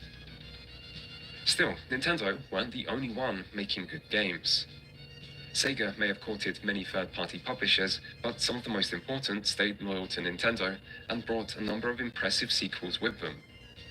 Square released Final Fantasy IV, known then as 2 outside Japan. Enix released Dragon Quest V, which sold millions of copies even as a Japan-only title. Konami released Super Castlevania IV, allowing players to once more take the fight to Dracula. But most important of all was Capcom, who were, at the time, holding the rights to the hottest game in the world, Street Fighter II. And while this game would eventually find its way to both systems, it still came to the Super NES first, giving Nintendo a head start of more than a year on what would go on to be the best-selling third-party title of the generation. And with Street Fighter, Nintendo had the edge they needed.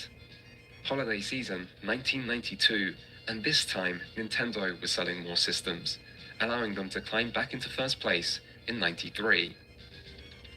Sega weren't done yet though, and the battle was about to get even messier. Wasting no time after the success of their new best-selling game of all time, Sega released the sequel to Sonic in late '92, featuring even faster gameplay alongside reoccurring series sidekick Tails. But it was their more adult titles that would truly define the next year. Two major features of this era of console warfare were the idea that Sega had the more mature system and games than the family-friendly Nintendo, and debates over which version of specific games were better. These days, exclusives are what people most remember, but plenty of titles came to both systems, sometimes with completely different variants, kicking off endless arguments between fans over which system had the superior version.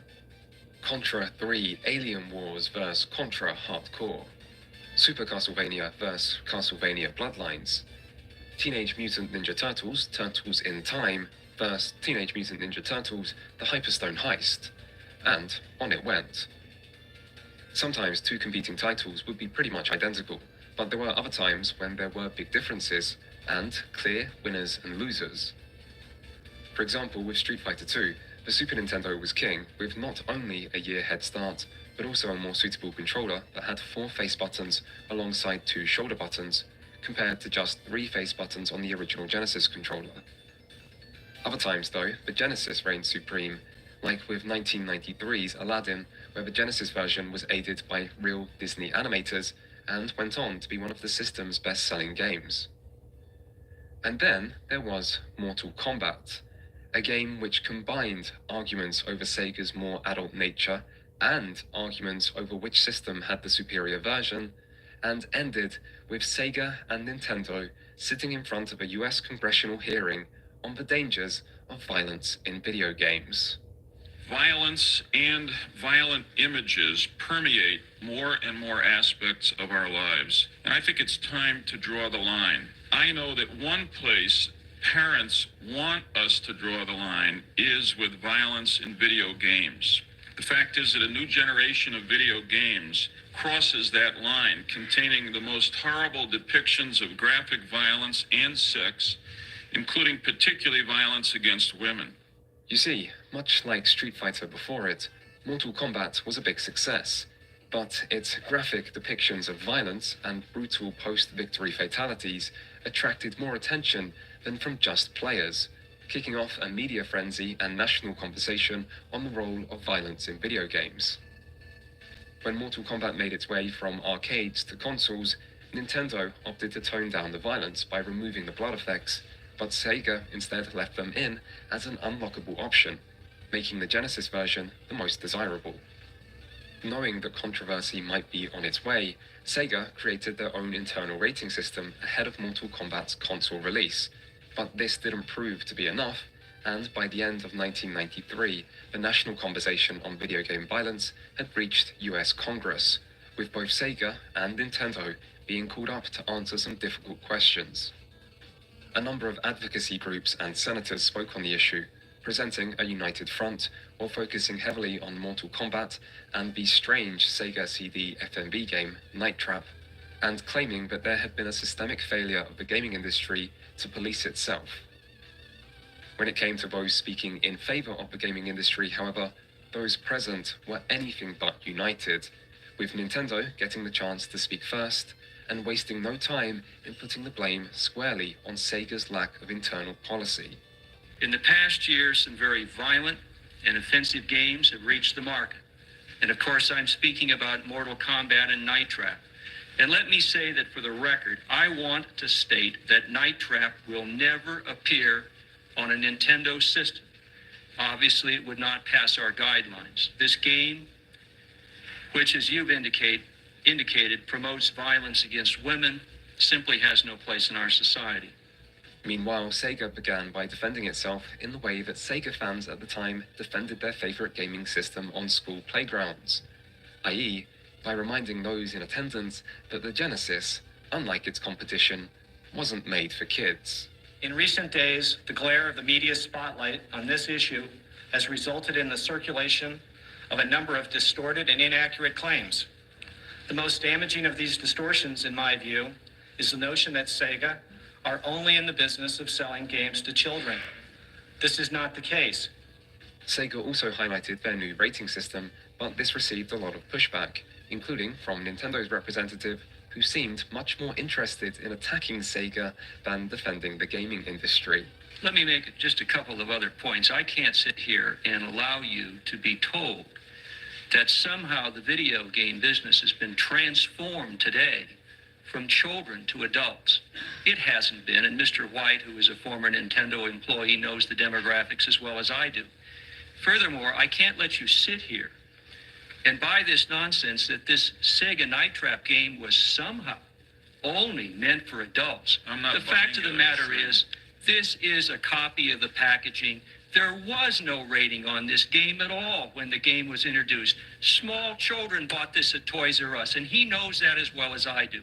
Ultimately, the senators seemed unimpressed by gaming's great console war and decided to treat Sega and Nintendo in much the same way that a teacher might treat two squabbling children, by giving them both a slap on the wrist and telling them they'd better start working together to make things right.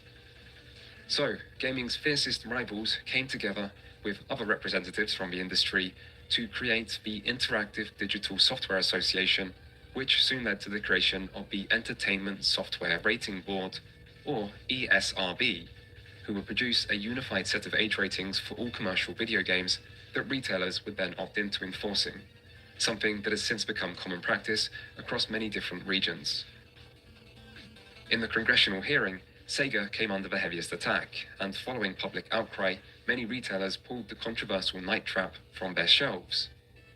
However, when it came to actual video game players, this didn't seem to damage Sega's reputation at all, and instead helped cement their status as the cooler, more mature gaming company, ultimately leading to sales going up. Holiday season 1993, and Sega came out on top, retaking the overall lead in '94 with 55% of the market. By 1994, Sega and Nintendo weren't the only ones dealing with controversy though, as in the world of the personal computer, another violent video game was exploding in popularity and leaving its own mark on gaming history.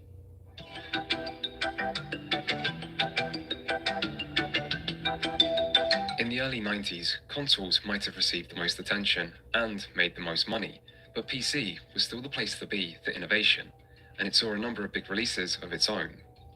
LucasArts' 1990 pirate-themed The Secret of Monkey Island set a new standard for the graphical adventure genre with its user-friendly interface, sharp comedic writing, and a more open game design that removed any sort of fail state and ensured players could never be locked out of puzzles or the means to progress the game. In 1991, Sid Meier's Civilization popularized the 4X genre of strategy games, where you explored, expanded, exploited, and exterminated your opposition while guiding a human civilization over the course of several millennia, a concept that proved as expansive and original as it was addictive. Delphine Software's strikingly cinematic action-adventure game, Another World, also released that year, leaving a lasting impression on many who played it. Featuring a scientist fighting for survival on an alien planet, it placed a heavy emphasis on presentation and told its story entirely without dialogue, creating a game that felt years ahead of its time and would influence a number of important future titles, including Ico, Metal Gear Solid, and Silent Hill.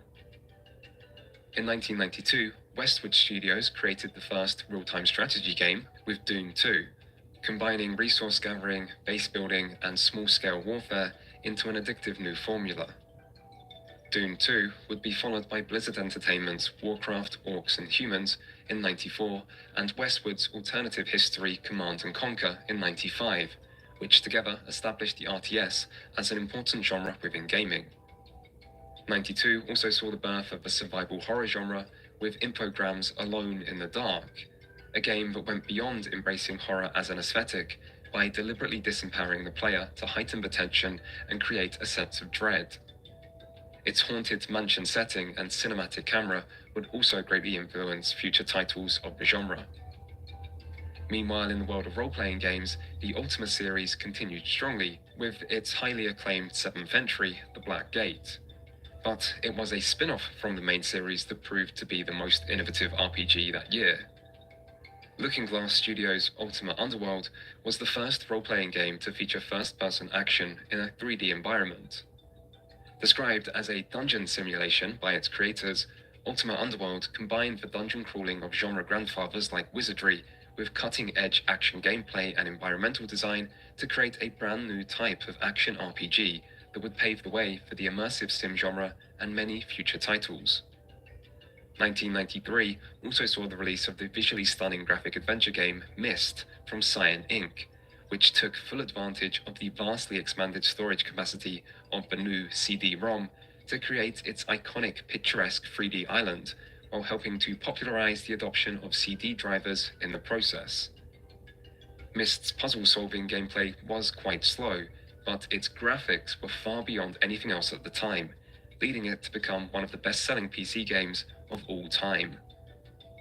Finally, in 1994, Mythos Games' sci-fi strategy game XCOM UFO Defense combined turn-based tactical battles with real-time management to create a surprisingly deep Earth defense simulation unlike any other game before it.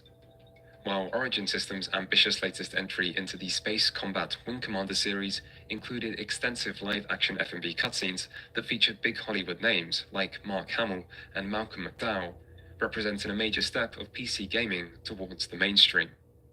Still, as important as each of these games were, none of them are what the early 90s are best remembered for. For that, we need to go back to the start of the decade, where a small group of 20-something-year-old developers were working for software company Softdisk in an office in Shreveport, Louisiana. It was here that 20-year-old university dropout John Carmack was thinking about a well-known problem in PC game development: how to achieve side-scrolling graphics on a computer. You see, while computers were powerful in certain ways, they weren't designed specifically for gaming, meaning there were some things consoles were just better at, like allowing for faster refresh rates. This meant PCs struggled to redraw an entire screen at the same speed as a console, making the iconic side-scrolling seen in so many of the most popular video games impossible. Until Carmack had an idea. Why redraw everything on screen when you could instead only redraw the parts that actually change? This became known as adaptive tile refresh, and with it, Carmack was about to change the world of PC gaming. First, Carmack and friends recreated Super Mario Bros. 3 step by step, something people thought couldn't be done on PC. They then sent the end result to Nintendo, who were admittedly impressed, but told them they didn't want Nintendo games on anything except Nintendo hardware, meaning all their hard work had been for nothing. So next, they decided to make their own game instead. With no corporate backing or funding, they decided to team up with shareware distributor Apogee Software to create the side-scrolling platformer Commander Keen. It was completed in just a few months and saw great success through the shareware model. Then, once the first royalty check arrived, John Carmack, John Romero, Adrian Carmack and Tom Hall decided to quit their jobs at Softdisk to found their own company, id Software. Carmack soon turned his attention to gaming's new frontier, 3D, and once more encountered a similar problem to before, which was that computers of the time were just too slow to allow for fast action in 3D environments. id Software continued to create more shareware distributed games while experimenting with 3D, which allowed Carmack to iterate on his new 3D engine by restricting the viewpoint to increase speed, using sprites and texture mapping to save space, and so on. The end result was Wolfenstein 3D, which released in summer 1992 and allowed players to mow down hordes of Nazis from a first-person perspective in 3D environments. Wolfenstein was the first true first-person shooter, and its fast pace and smooth action made it hugely successful, but it would soon be overshadowed by an even more impressive game. Released in late 1993, Doom was a game which changed gaming. Bigger, faster, and more violent than Wolfenstein, with visuals that looked years ahead of its predecessor, Doom was an instant classic. For years, there was no FPS genre. There were only Doom clones. It invented the deathmatch while helping to pioneer the concept of networked multiplayer. It spawned one of the most active mod scenes of all time, while greatly popularizing the concept of modding, and it was estimated that by late 1995, it was installed on more computers worldwide than Microsoft's latest Windows operating system. Doom was a gaming phenomenon, and it only achieved that level of success because underneath its demon-infested exterior and innovative technology was a really well-made game that used fast action, varied enemy encounters, and complex level design full of secrets to create a formula that still holds up all these years later. Doom also served as a perfect representation of what made PC gaming so different to consoles in the early 90s. While Sega was desperately trying to market itself as the mature alternative to Nintendo, games like Doom were providing a genuine mature alternative without even really meaning to. And while consoles were embroiled in a clash of corporate giants and spending tens of millions on marketing every year, Doom was self-published, distributed through shareware, and made by initially just 5 guys, with 2 more coming on to help near the end. And despite this humble background, it was still the most impressive 3D game the industry had ever seen, and it helped to create the most successful genre in gaming. There have been independent games that have been phenomenally successful since Doom, but it is truly rare for an independent game to be so successful while also being technologically years ahead of its competition. The shareware distribution model can also be seen as a forerunner to digital distribution. It worked by offering part of the game as a free trial that anyone could download and play, and then asking players to pay to purchase the rest. With no retailer or possibly publisher, it meant games sold this way had much more limited reach, but the lack of any middlemen also meant lower prices for consumers and for the developer. And so, it should come as no surprise then that Doom's success quickly turned its creators into multi-millionaires. 6 months after Doom's release, John Carmack owned 2 Ferraris. He was 23 years old at the time. id Software would follow Doom with a sequel in 1994, before creating an even more powerful engine to produce their fully 3D Doom successor, Quake, in 1996, which took multiplayer to soaring new heights, with far more modes and built-in 16-player online capability. Quake was another big hit, and with it, the era of online first-person shooter domination had arrived. But for consoles, the mid-90s would also bring the next generation of systems, and it didn't exactly play out as most people expected.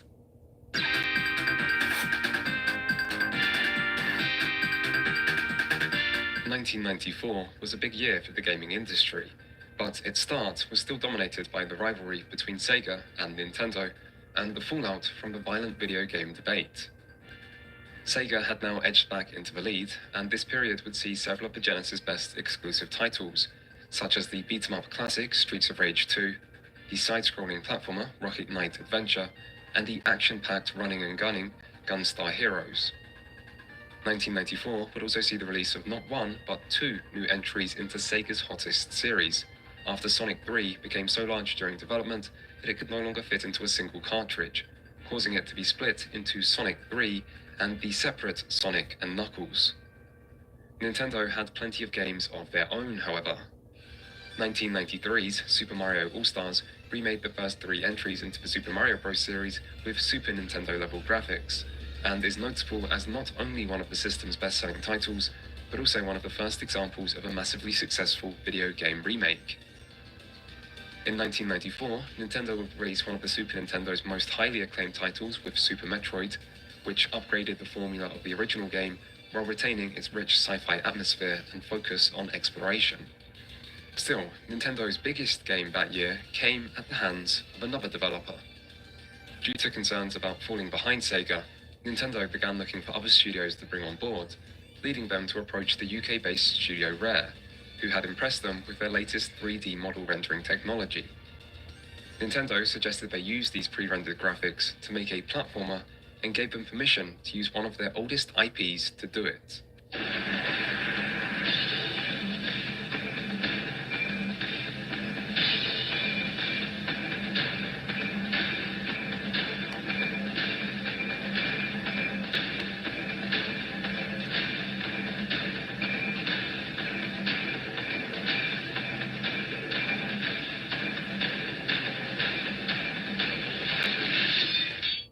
Even before Donkey Kong Country released in late 1994, its unique visual style brought it a lot of attention and convinced Nintendo to heavily back it with a generous marketing campaign.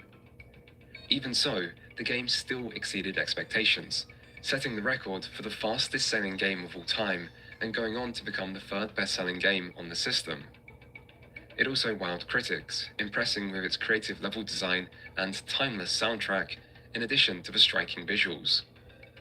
Donkey Kong Country was the edge Nintendo needed to pull back into the lead following a strong holiday season in 1994.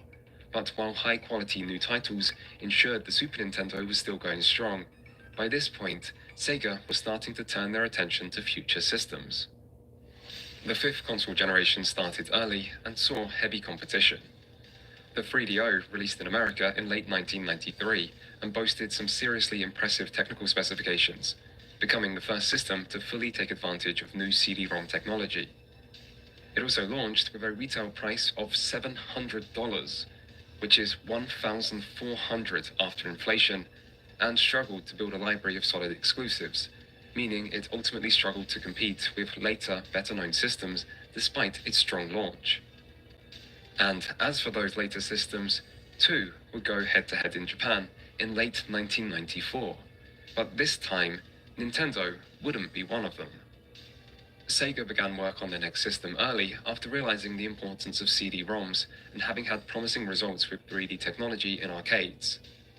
At the same time as this, they tried to maintain support for the Genesis by creating a second add-on in addition to the Sega CD called the 32X that would bridge the gap between the 2 generations and offer a cheaper entry into the 32-bit era. Unfortunately, Sega struggled to produce enough games for either the Sega CD or the 32X to really justify their high costs, meaning both pieces of hardware ended up as commercial failures and might have damaged Sega's reputation with fans, who did buy these add-ons due to their perceived lack of support. Still, it was the next generation where the battle would truly be decided, and so Sega went all out on developing a new system that could meet their lofty expectations. While Sega was working on a 32-bit system of their own, however, a new entrant into the video game scene was doing the same, and getting ready to change the console landscape forevermore. Sony was an electronics company founded after World War II and best known for their music products like the Sony Walkman. Their first foray into gaming hadn't turned out very well. A joint venture with Nintendo led to them producing the sound chip used in the Super Nintendo, but they also worked with Nintendo on a CD-ROM add-on for the system. Before it could be completed, however, Nintendo got cold feet over how much control the terms of the deal gave Sony, and instead went to negotiate a more favorable deal with Sony's main rival, Philips. Not knowing this, Sony went on to announce their Super Nintendo add-on at the Consumer Electronics Show in 1991. It was called the PlayStation, and the very next day, Nintendo got up on stage themselves and announced their new partnership with Philips, declaring the PlayStation dead in the process. For Sony, this was a serious blow, and an even more serious betrayal, something not taken lightly in Japan's honor-based business culture. They responded by severing all ties with Nintendo, with many executives at Sony wanting to end all activity connected to the gaming industry, which they had come to view as too close to the toy industry to fit with Sony's established brand, in addition to being apparently highly unreliable. Ken Kutaragi, the man in charge of the PlayStation's development, wanted the opposite, however. Kutaragi was confident in his technology and proposed Sony go it alone and create a standalone console, while using the company's poor treatment from Nintendo to support his argument for why they shouldn't give up on the idea. In the end, Kutaragi got his way, but he still had a problem. Not only was developing their own system considerably risky, but Sony also had no actual experience in game development. In the past, consoles had lived and died on the strength of their first-party support, which for Sony didn't even exist. So, not knowing anything about game development, the team decided to stick with what they did know: hardware and business. To this end, they designed the system from the ground up with a focus on 3D polygon graphics, and also set out to secure their desperately needed third-party support. To do this, they formed partnerships with established Japanese developers like Namco and Konami, while purchasing the UK-based Psygnosis, who were best known for their widely popular puzzle game, Lemmings. This gave Sony their first in-house team, and it was through this that they would stumble into their big break.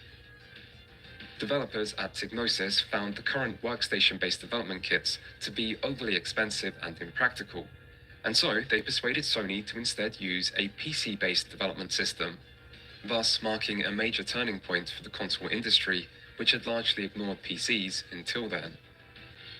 PC-based development was not only cheaper and more efficient, it also streamlined the process for third parties while making porting games between PC and Sony's new system much easier than before, something which proved crucial in allowing Sony to compete with their more established rivals. As the console neared completion, Sony decided to break from the tradition of using the company's name in the title of the system due to upper management's fear that failure could damage the company's brand, and so the console would keep its original name. And in December 1994, the PlayStation launched in Japan, just 1 week after the release of another new console, the Sega Saturn.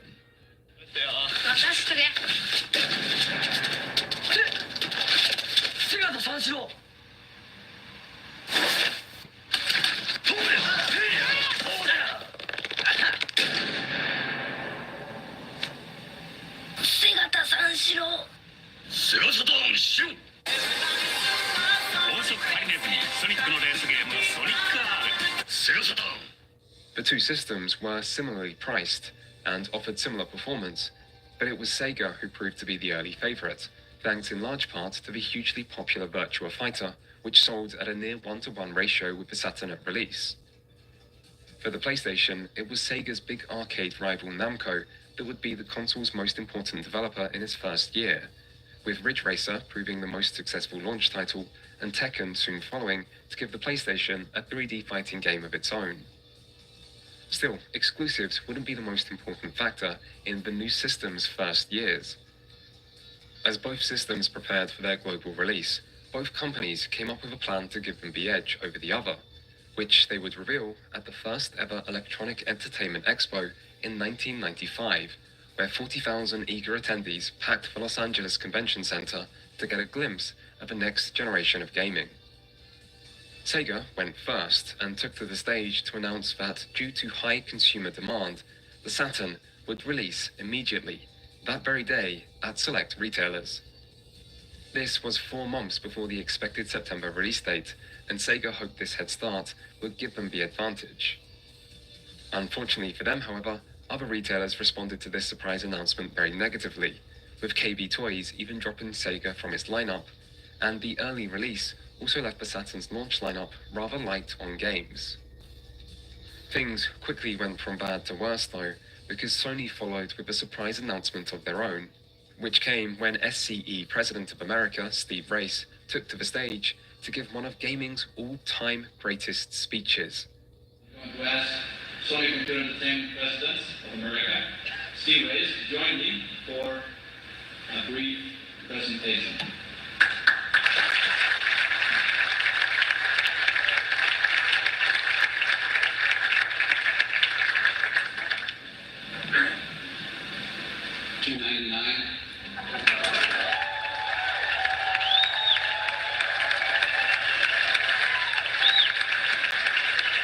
$299 was 100 less than the Saturn, meaning the systems were no longer similarly priced. And it turned out that while Sega's gamble backfired, Sony's instead paid off. The PlayStation released on the 9th of September 1995. 2 days later, it had sold more units than the Saturn had in the last 4 months. The PlayStation's launch was huge, and what's more, their easier-to-develop-for system was about to start proving its worth, as a number of former PC developers soon started releasing games for Sony's new console.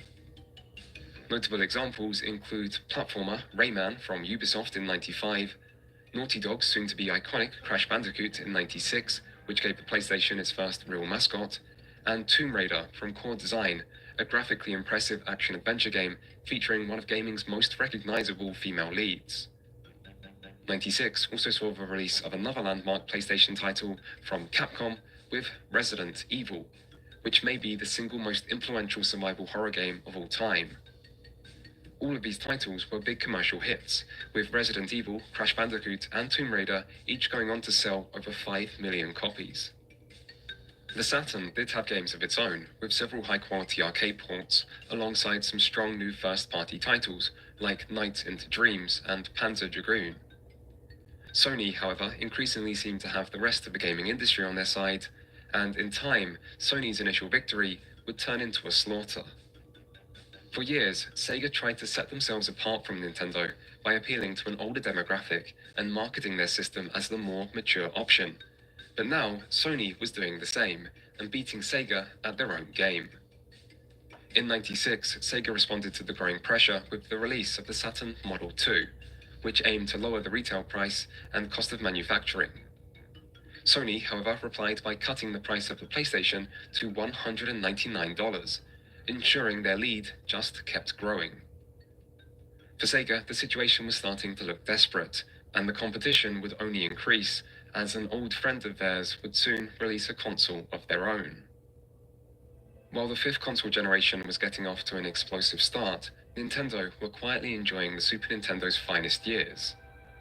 After a drawn-out and tightly fought competition with the Genesis, where Sega had often come out on top, in its later years, the supply of new Genesis games slowed up, allowing Nintendo to finally pull comfortably ahead in a 16-bit market that was still going surprisingly strong. This may have been partly because 1995 to '96 saw some of the Super Nintendo's best games. Super Mario World 2, Yoshi's Island, saw Mario return with a stunning new art style and fresh Yoshi-focused gameplay. Rare followed up the monstrously successful Donkey Kong Country with not one, but 2 more sequels that almost matched the first in sales.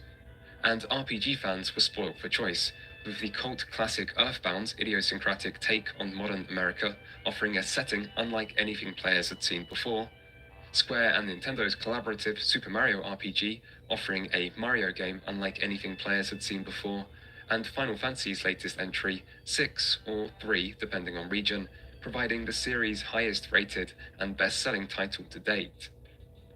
Lastly, there was also Chrono Trigger, which was developed by a dream team that included the creator of the Final Fantasy series, the creator of the Dragon Quest series, and the creator of the Dragon Ball manga.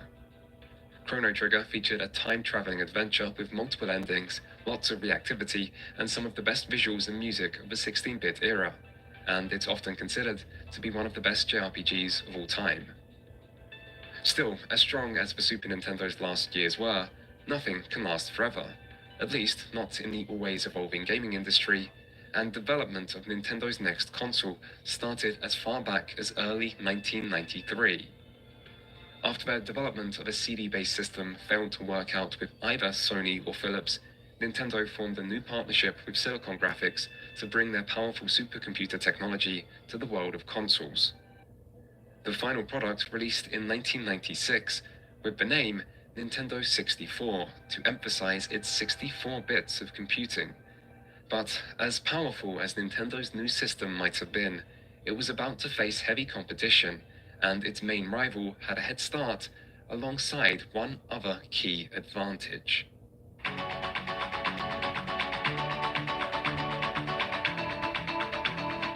Nintendo arrived late, but the N64 did have some things in its favor.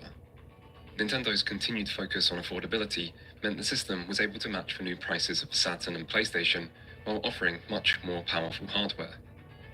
With double the PlayStation's RAM, a 3 times faster CPU, and a much higher polygon count, the 3D graphics of the N64 were simply a step above any of their competitors. Nintendo also innovated with their controller by adding a thumb-controlled analog stick, reminiscent of the joysticks of older gaming systems. The overall design might seem clunky by today's standards, but it was an important step for the time, and analog controls greatly complemented the move to 3D. The N64 also came with 4 controller ports, which was 2 more than its rivals, and made it a great system for multiplayer games. Nintendo's launch lineup initially looked less promising, with only 2 games available for the North American release. This lack of games was what delayed the release to 1996, and for most consoles, 2 titles would never be enough. Luckily for Nintendo, however, one of those games was capable of doing some rather heavy lifting.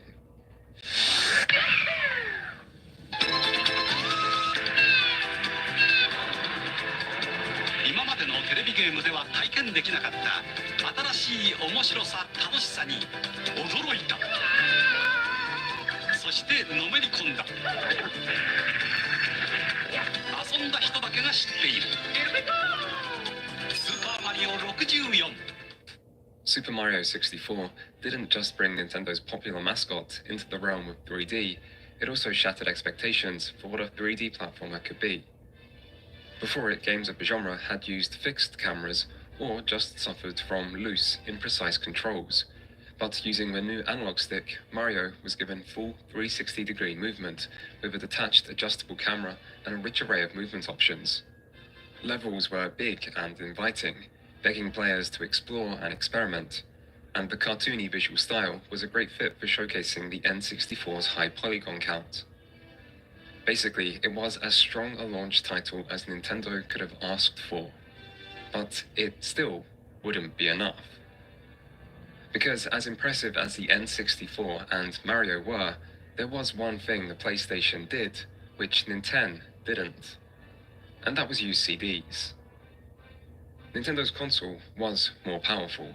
It did have a higher polygon count and shorter load times, but CDs had higher capacity, and for many developers, this was the most important factor.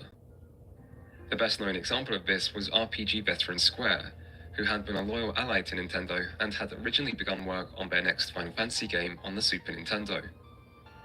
As development progressed, Square soon realized they wanted to use pre-rendered video and backgrounds, something that would only be possible with the larger capacity of the CD, meaning creating the game for Nintendo's new console was no longer possible.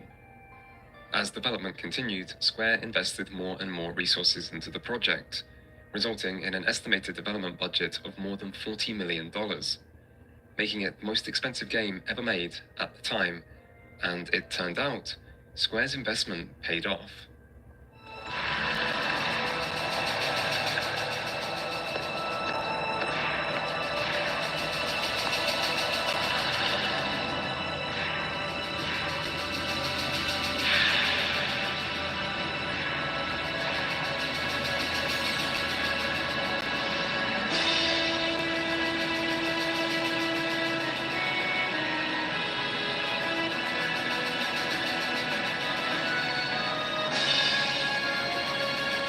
Final Fantasy VII released in 1997 and was unbelievably successful. Its use of full-motion video and pre-rendered CG gave it a cinematic style which wowed audiences and critics alike. Its setting and characters felt fresh and exciting in an era years before anime had found mainstream popularity, and when most Japanese RPGs still didn't even get released outside Japan.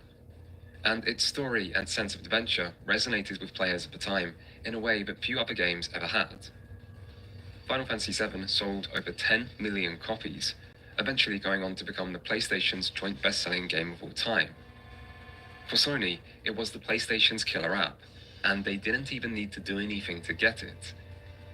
The higher capacity of CDs allowed for the use of FMV, as well as higher quality sound, and even more realistic and detailed textures. And so, the N64 was the more powerful system in all ways except for the one which mattered the most. Nintendo weren't out of the competition yet though, because there was something they could do which Sony couldn't. Make their own games. The N64 couldn't match the PlayStation's early sales, but it still got off to a solid start, thanks in large part to Nintendo's strong pre-established reputation, and more games were soon on the way. At the end of 1996, Mario 64 was joined by Mario Kart 64, bringing kart racing to the third dimension and giving the system its second best-selling game. In 97, Nintendo continued their new naming convention with the well-received Star Fox 64, and gave Mario sidekick Yoshi his own standalone title with Yoshi's Story. They also received invaluable support from the then second-party developer Rare, who were about to give the console one of the era's most iconic games.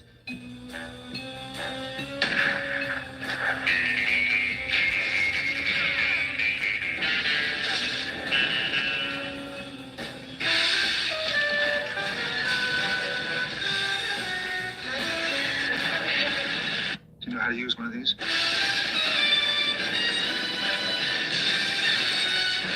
GoldenEye. Load a rumble pack and see how it feels when 007 meets N64.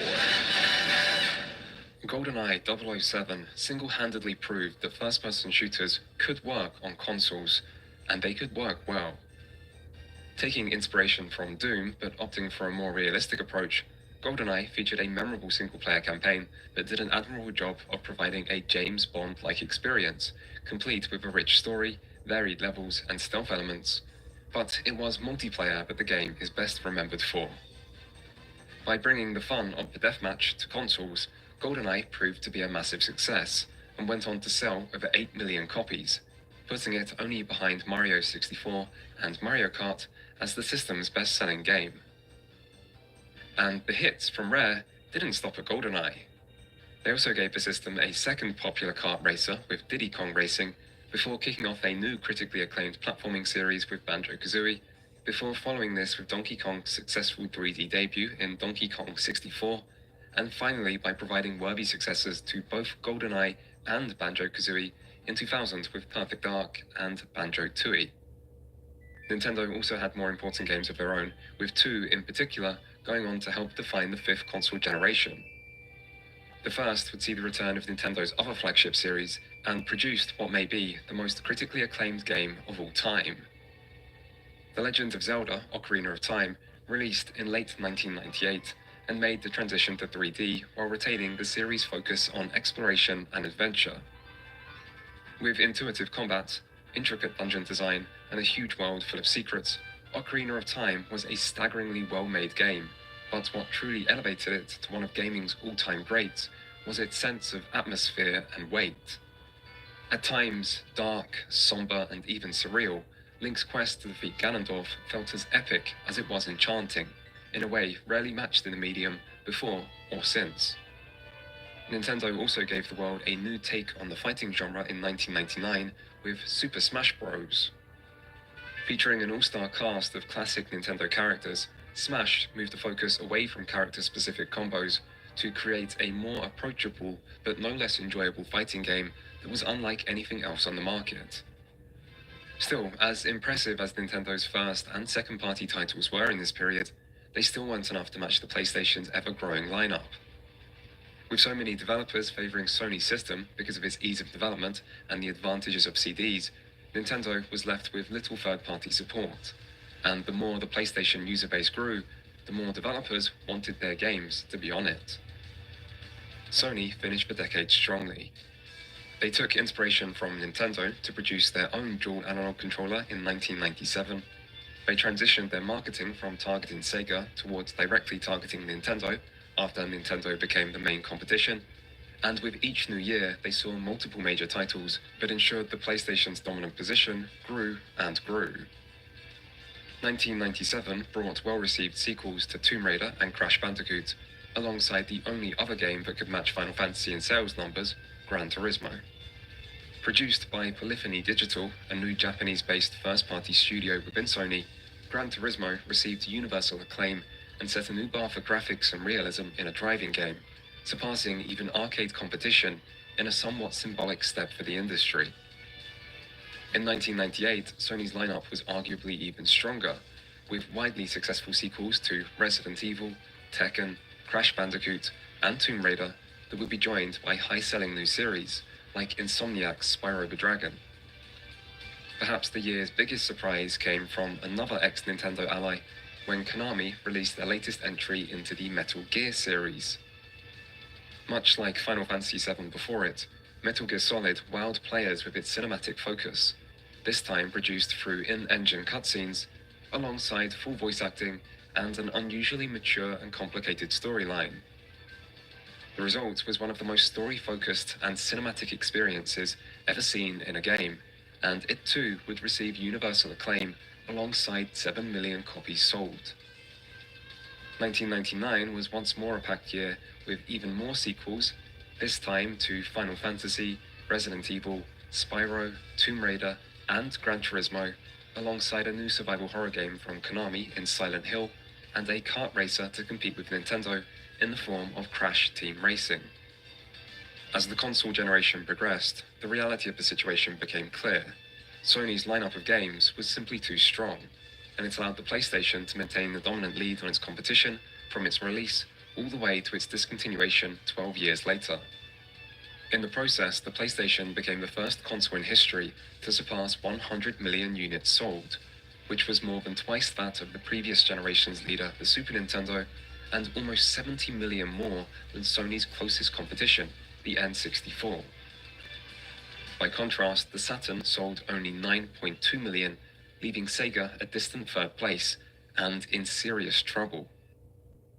During this period, disagreements over the company's future between the Japanese and American divisions were reported to be frequent. Ultimately, the rapidly declining profits led the company to discontinue the Saturn in 1998 in favor of focusing on the next generation, where they hoped to get a head start on the competition. Throughout the development of their next console, Sega tried to learn from their mistakes with the Saturn by paying close attention to production costs and trying to select hardware components similar to personal computers to assist software development. The system also used a custom version of Windows operating system to further help with porting games between PC, and was the first console to include a built-in modular modem to enable internet access and online play. In the end, the console was completed while the fifth generation was still going strong, and in November 1998, it released in Japan, with a global release coming 1 year later. This is the day you have trained for, the day you have studied for. Utilize your superior skills, your superior intelligence. Sit down, rodent! Sarah, baby! You were one. Don't make me hurt you. Learn to defeat your ruthless enemy, Steve Hackensack. Ryan, you're gonna get rude. Shut up, quadruped. It's thinking. The Dreamcast got off to a slow but steady start. Pre-orders in Japan were high, but hardware shortages meant Sega couldn't keep up with demand, meaning they failed to meet their initial sales goals. The American launch went smoother, however, and the first year's sales seemed promising. The launch lineup included a number of first-party titles, but its two big early stars would be Sonic Adventures and Soul Calibur. The first represented Sonic's first true 3D debut and quickly became the system's best-selling game, while Namco's Soul Calibur was one of the most highly acclaimed fighting games of all time and is notable as being graphically superior to its arcade counterpart and showcasing just how much next-gen systems could do. Still, early sales were one thing, but the true test for Sega would be when their competition joined the sixth generation, and for that, they wouldn't need to wait long. And so, the decade came to a close where after years of intense neck-and-neck battle between Sega and Nintendo, it was Sony who ultimately came out as the winner, and they won by some way. For Nintendo, the end of the 90s weren't all bad, however, because there was one area where they remained firmly on top.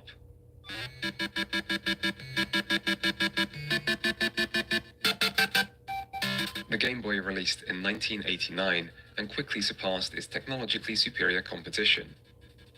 Nintendo supported their new handheld system with a number of first-party continuations of classic Nintendo series.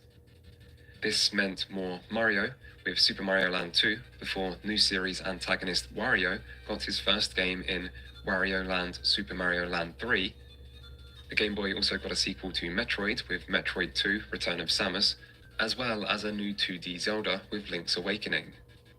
Other notable early Game Boy games include puzzle game Dr. Mario, Kirby's first ever outing in Kirby's Dream Land, and a continuation of the original Donkey Kong series, as well as a portable title from Rare called Donkey Kong Land. These games were all well received and helped the Game Boy to continue strong, but it would be a new series which came to define handheld gaming in the 90s. Before that, Nintendo would release the highly experimental and rather disastrous Virtual Boy in 1995, a 32-bit, technically portable headset and controller. The Virtual Boy was the first console capable of displaying stereoscopic 3D, although it was only in red and black, and there were concerns about long-term use, causing permanent eye damage. It was also pushed to market before it was truly ready, and received negative reviews for its high price, uncomfortable design, and weak selection of games that struggled to use its novel 3D effect in interesting ways. Ultimately, the Virtual Boy ended as a clear failure, and was discontinued less than a year after its launch, before even receiving a European release. But it was at least one of gaming's more innovative and unique failures. For Nintendo, disappointment wouldn't last long, however, because they were about to stumble onto a game that would single-handedly conquer the world.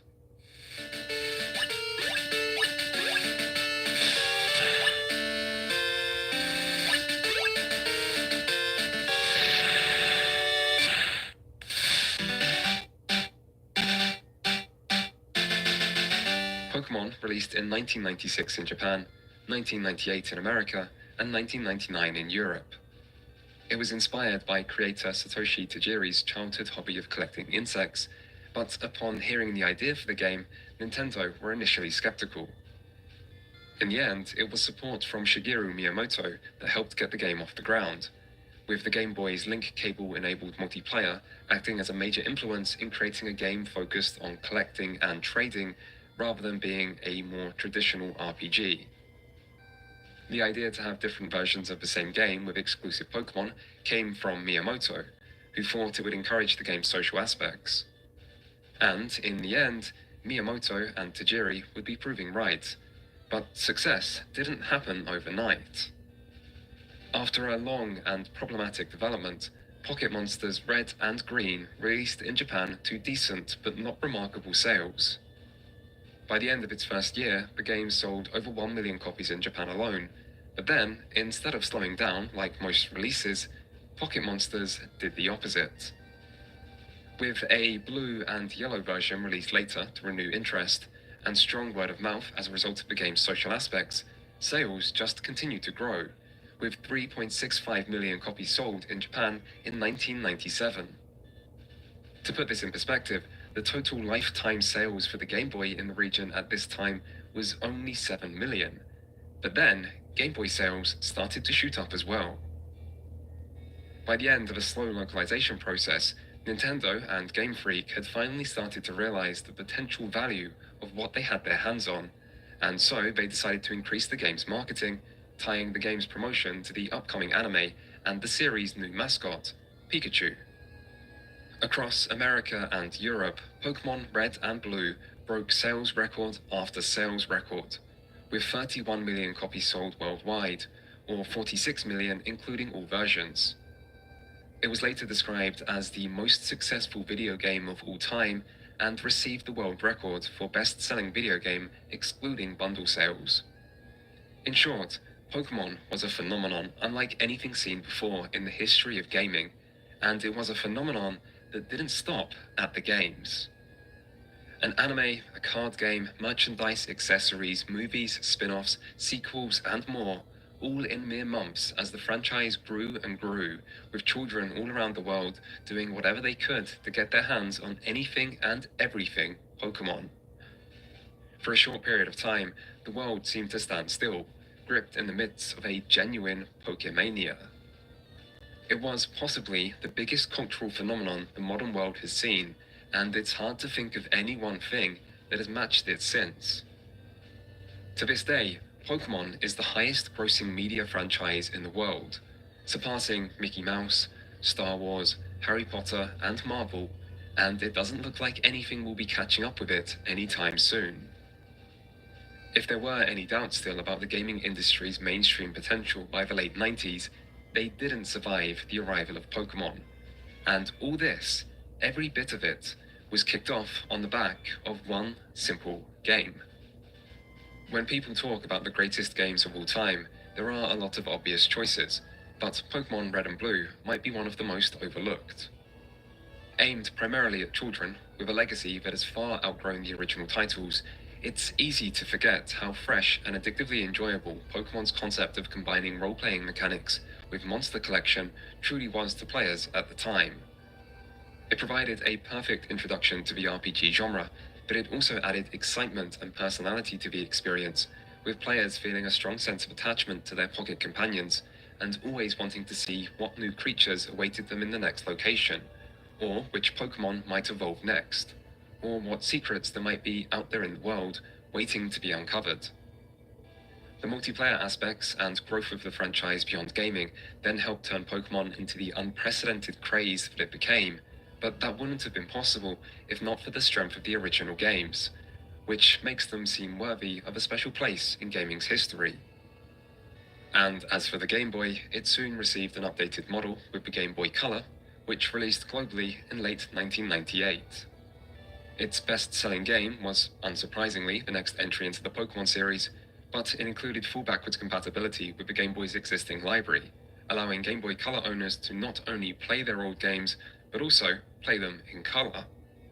Amidst surging Pokemania, the new Game Boy sold well, with combined sales with the original reaching over 118 million units, making it the fourth best-selling system of all time. It was also surprisingly long-lasting, with the Game Boy's lifespan starting in 1989 and lasting until 2003, which wasn't bad for a system that released already far behind its competition in terms of technological power. And as for that competition, by the mid-90s it barely existed, although the Japanese-only WonderSwan from Bandai did mean there was at least one other system out there at the end of the decade. Regardless, when it came to handhelds, the 90s was a period of absolute Nintendo domination, to a degree rarely seen in the industry before or since. Still, the Game Boy wasn't the only system that ended the decade well.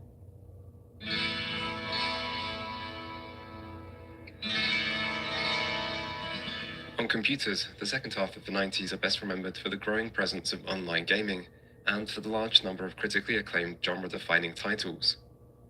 PC gaming experienced slower growth than consoles during this period, but the PlayStation itself marked a move towards more PC-friendly development, and many of the console's best-selling games, like Tomb Raider, Final Fantasy, and Resident Evil, were also released on Windows. The PC still had plenty of exclusives of its own though, and it still led the way in a number of key genres. 1997 kicked off with Blizzard's action RPG Diablo, which took the role-playing genre in a new direction and reached new levels of commercial success as a result. Before Diablo, computer RPGs were known for their complexity and were often seen as rather niche, but Diablo's isometric action stripped away some of the depth to instead place a heavier focus on atmosphere, combat, and item progression, going on to sell over 2 million copies as a result. If action didn't appeal to you, 1997 also saw the release of a major step for more traditional RPGs with Interplay's Fallout, which featured a bleak post-apocalyptic setting and a morally ambiguous choice-driven storyline to provide a fresh take on the role-playing genre. 1997 also saw a landmark real-time strategy game with Ensemble Studios' Age of Empires, which proved to be a popular historical take on the genre and featured impressive online and network play integration. Its sequel in 1999 was even more successful and has retained an active multiplayer community to this day. Growing access to online connectivity also paved the way for one of the year's most important releases in Origin Systems' Ultima Online, which became the first game to create a multiplayer online RPG on a genuinely massive scale. Building on what was started with mods many years earlier, Ultima Online offered an open-ended, player-driven experience with up to 2,500 simultaneous players in a single virtual world, which far surpassed any other game of the time and popularized the idea of the MMO. 1998 saw the focus on online gaming continue with the arrival of Blizzard's next major series.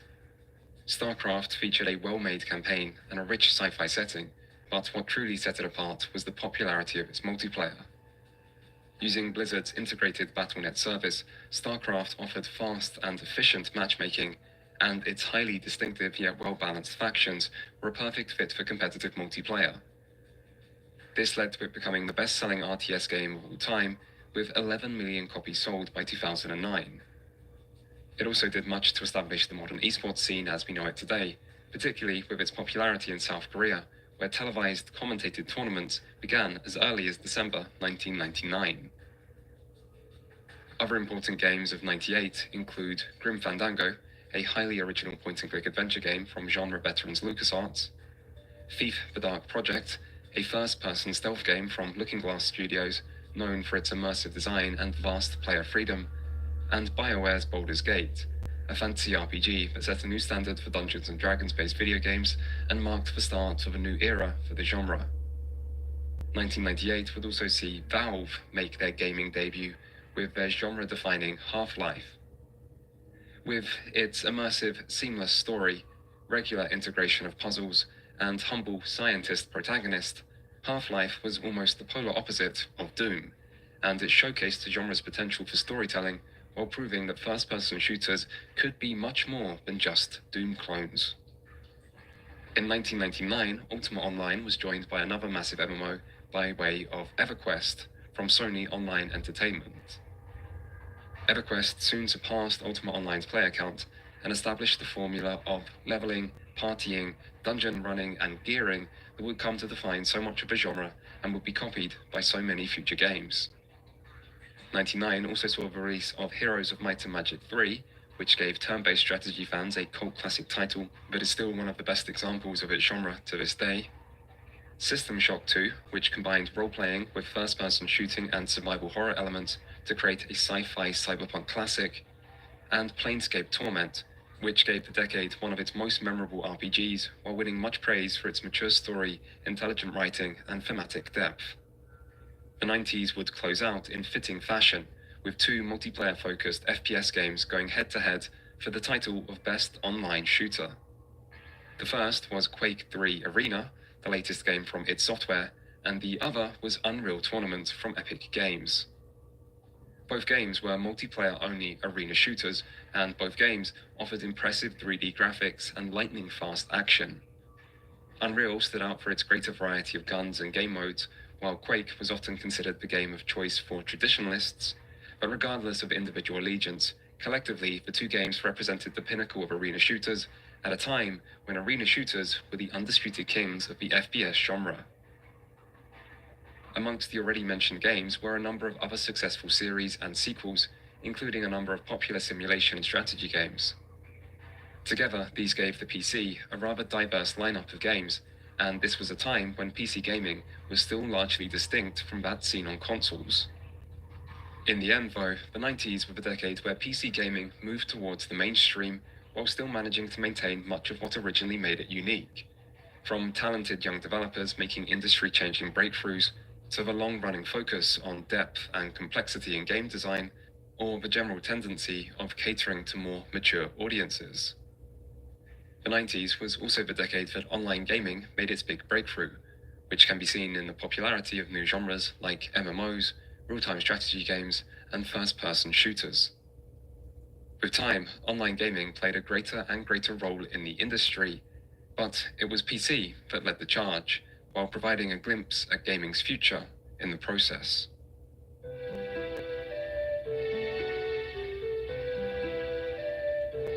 The 90s was the decade where gaming grew up. It began with all-out war between Sega and Nintendo, but in the end, it was Sony who emerged victorious, and for once, it wasn't because of game design.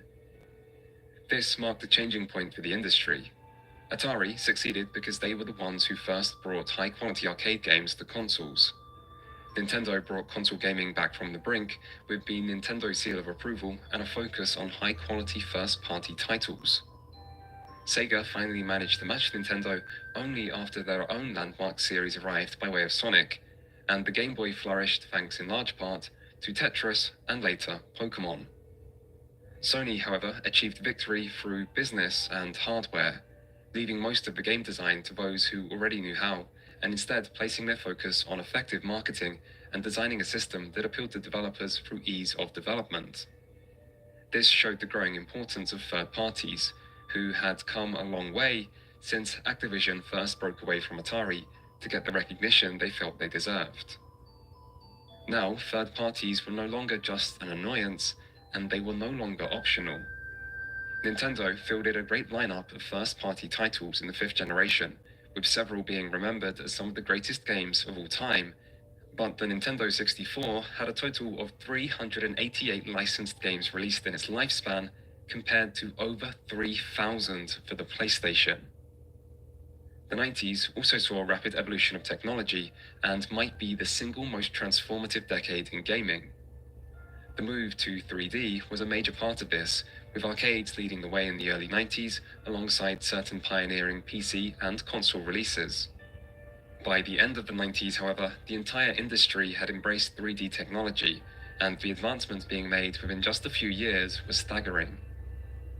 Alongside 3D, the 90s was also the decade of the CD, which paved the way for full-motion video, realistic audio, and more detailed textures, and the decade where online gaming and competitive multiplayer found their footing, with several new genres being established, which would only grow in importance in the years to come. Finally, for game design, the 90s was the decade where games started to go big and to shed their arcade origins. If someone were to try to pinpoint the start of AAA gaming, it might have to be Final Fantasy VII.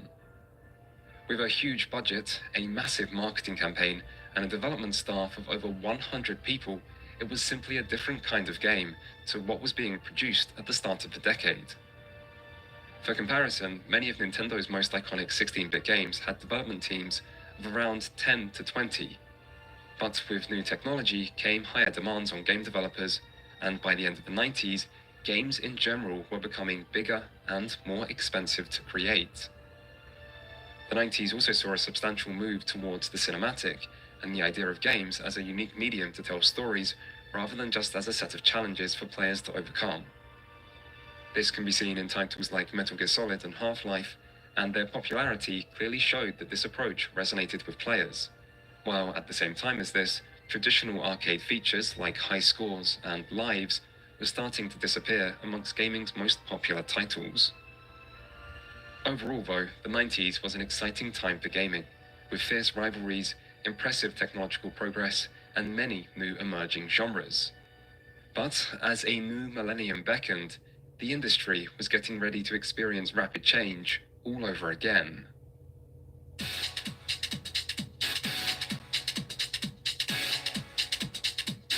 The 2000s were a massive decade for video games. Technological innovations of the 90s matured with rapid advances in 3D and online. The console wars continued with the arrival of the next and final major player, followed by a 7th generation that no one could have predicted. And game development moved further towards the AAA, at the same time that new areas of the industry started to arrive, changing gaming forevermore. Still, at the dawn of the new millennium, the gaming industry was defined by uncertainty. After months of panic about a Y2K computing apocalypse that, in the end, didn't happen, the industry then ran headfirst into a much realer crisis when the dot-com bubble burst, leading to a stock market crash that hit the tech industry particularly hard, all while gamers around the world held their breath in anticipation of the next generation of consoles. Many questions were on people's minds. How would Sony follow up the most successful console of all time? How would Nintendo respond to losing the top spot in the previous generation? Would Sega be able to do enough to survive? And what would be the impact of the computing giant Microsoft throwing their hat into the increasingly crowded arena? Before the next wave of systems could really get going, however, the previous generation enjoyed one of its finest years, as developers pushed 5th-gen consoles to their limits, and PC saw the arrival of its best-selling game yet.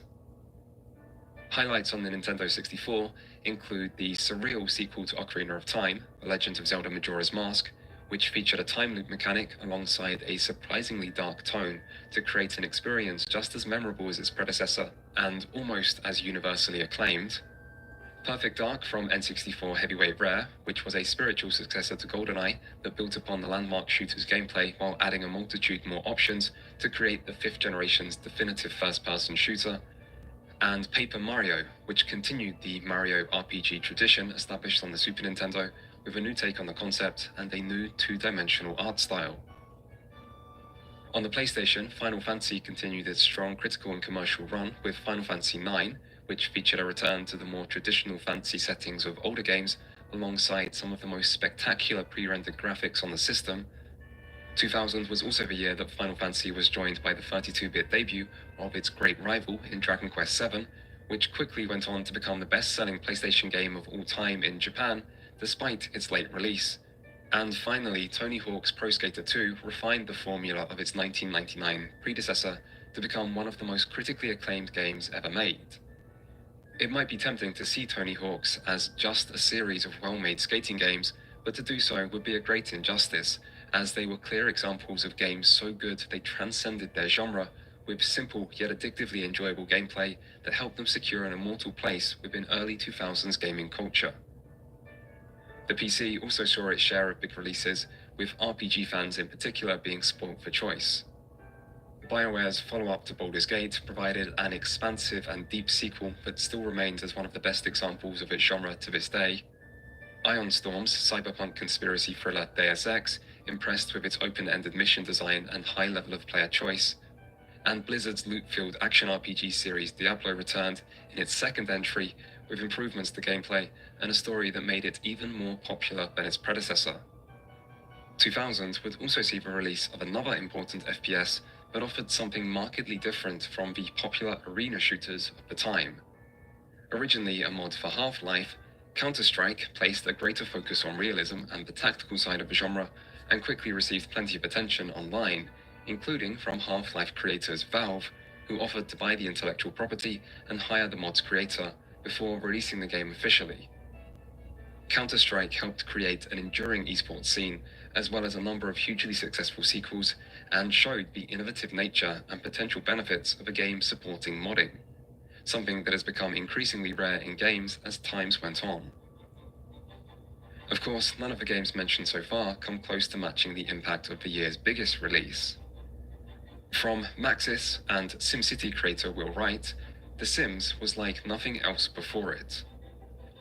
As a social simulation with impressive building tools, Sims turned life itself into a video game and wowed players with the amount of freedom it gave them and the level of detail it managed to include. From carefully guiding your Sims up a corporate ladder and finally purchasing the local mega mansion, to turning their life into an inescapable, never-ending hell, The Sims was a massive hit with players and received 7 expansions, which was a huge amount for the time. It also sold over 11 million copies, making it the best-selling PC game of all time until it was overtaken several years later by its sequel. Much like Pac-Man or Tetris before it, The Sims was a game which found unprecedented levels of success by appealing to people who may not have typically played video games. By 2000, personal computers were starting to become a common household item, and The Sims' universally understandable concept and general accessibility made it the perfect gateway to the medium for those who may not have been swayed by the fast-paced deathmatches of Quake or the advanced Dungeons & Dragons of computer RPGs. Accessibility and broadened appeal would be a major part of the decade, but not before the next generation of console wars got underway in fittingly dramatic fashion.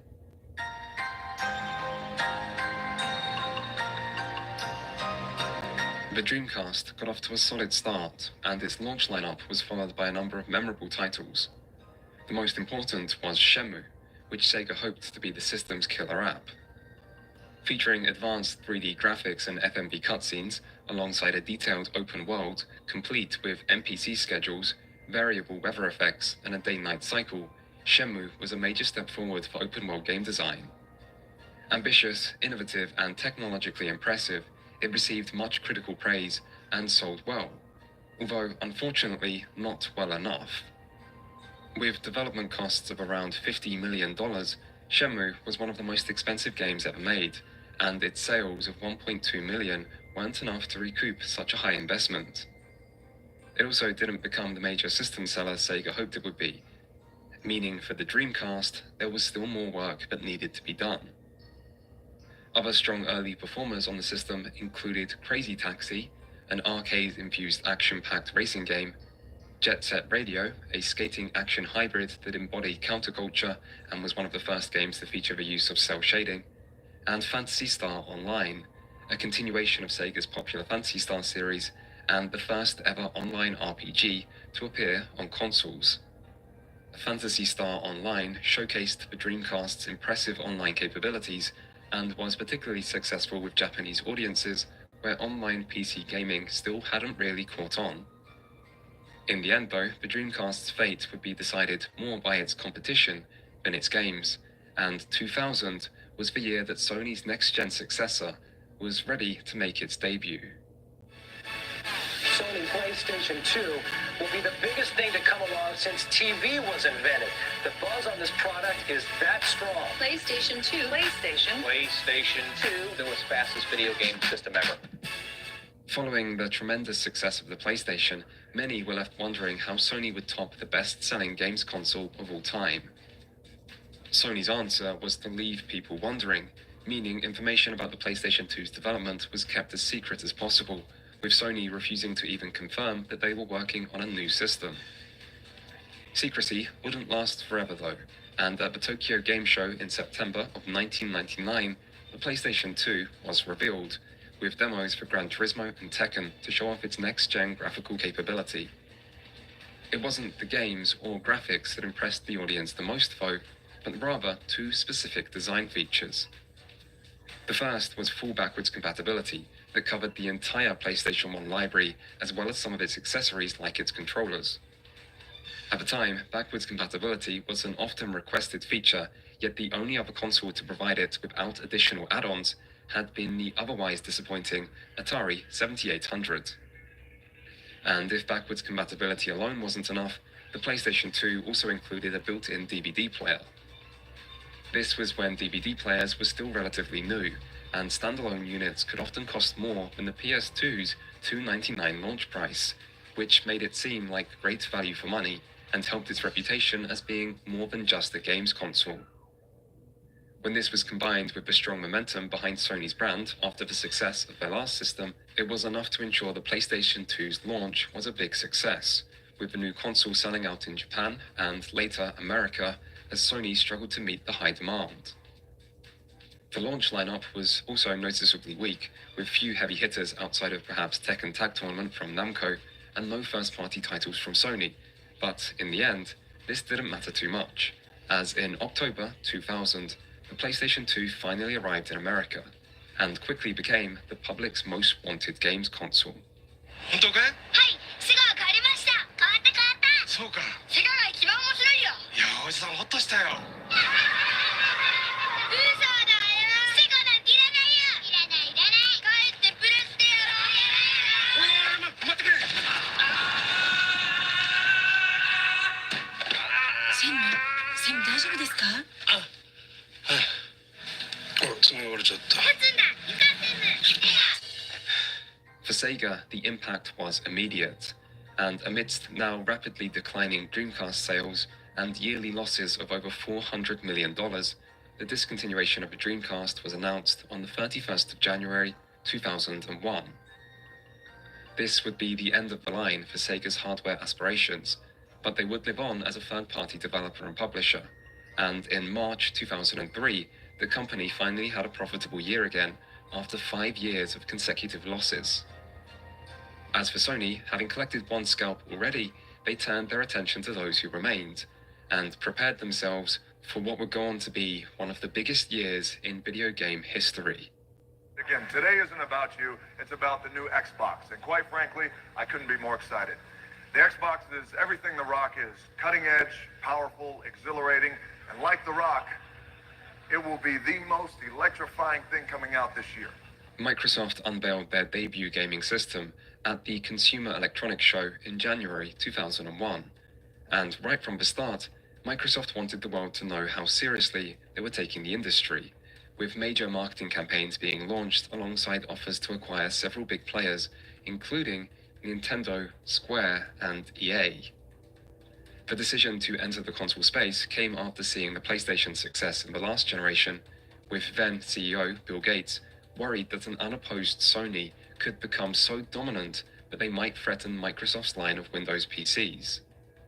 Microsoft had also seen the way the PlayStation's PC-focused development kits had won them third-party support, which led to the idea of just creating a console using PC hardware and DirectX programming interfaces, with the use of DirectX being what led to the console being named Xbox. The result was a powerful system, with technical specifications notably beyond any of its competitors. The console included a built-in DVD player, just like the PS2, as well as a hard drive and impressive online support. But Microsoft was called Microsoft for a reason, i.e., they were a software company, meaning that at the time they had no actual experience in manufacturing hardware. This led to expensive development and manufacturing costs, with Microsoft ultimately making a loss on each unit sold. Still, luckily for them, if there was one thing Microsoft did have available, it was money. And in November 2001, the Xbox released in America, 3 days before the arrival of the 6th gen's final contender. Let me introduce you to our new baby. Like all babies, it's small. It will make a lot of noise. Nintendo might have been down after their last gen defeat to the PlayStation, but unlike Sega, they were far from out, with dominance still in the handheld market and a strong selection of established first-party series. For their next system, Nintendo's priority was to avoid the mistakes which cost them with their last console. This meant no more cartridges, although they didn't opt for a DVD-based system either, and instead used the more data-limited mini-disc.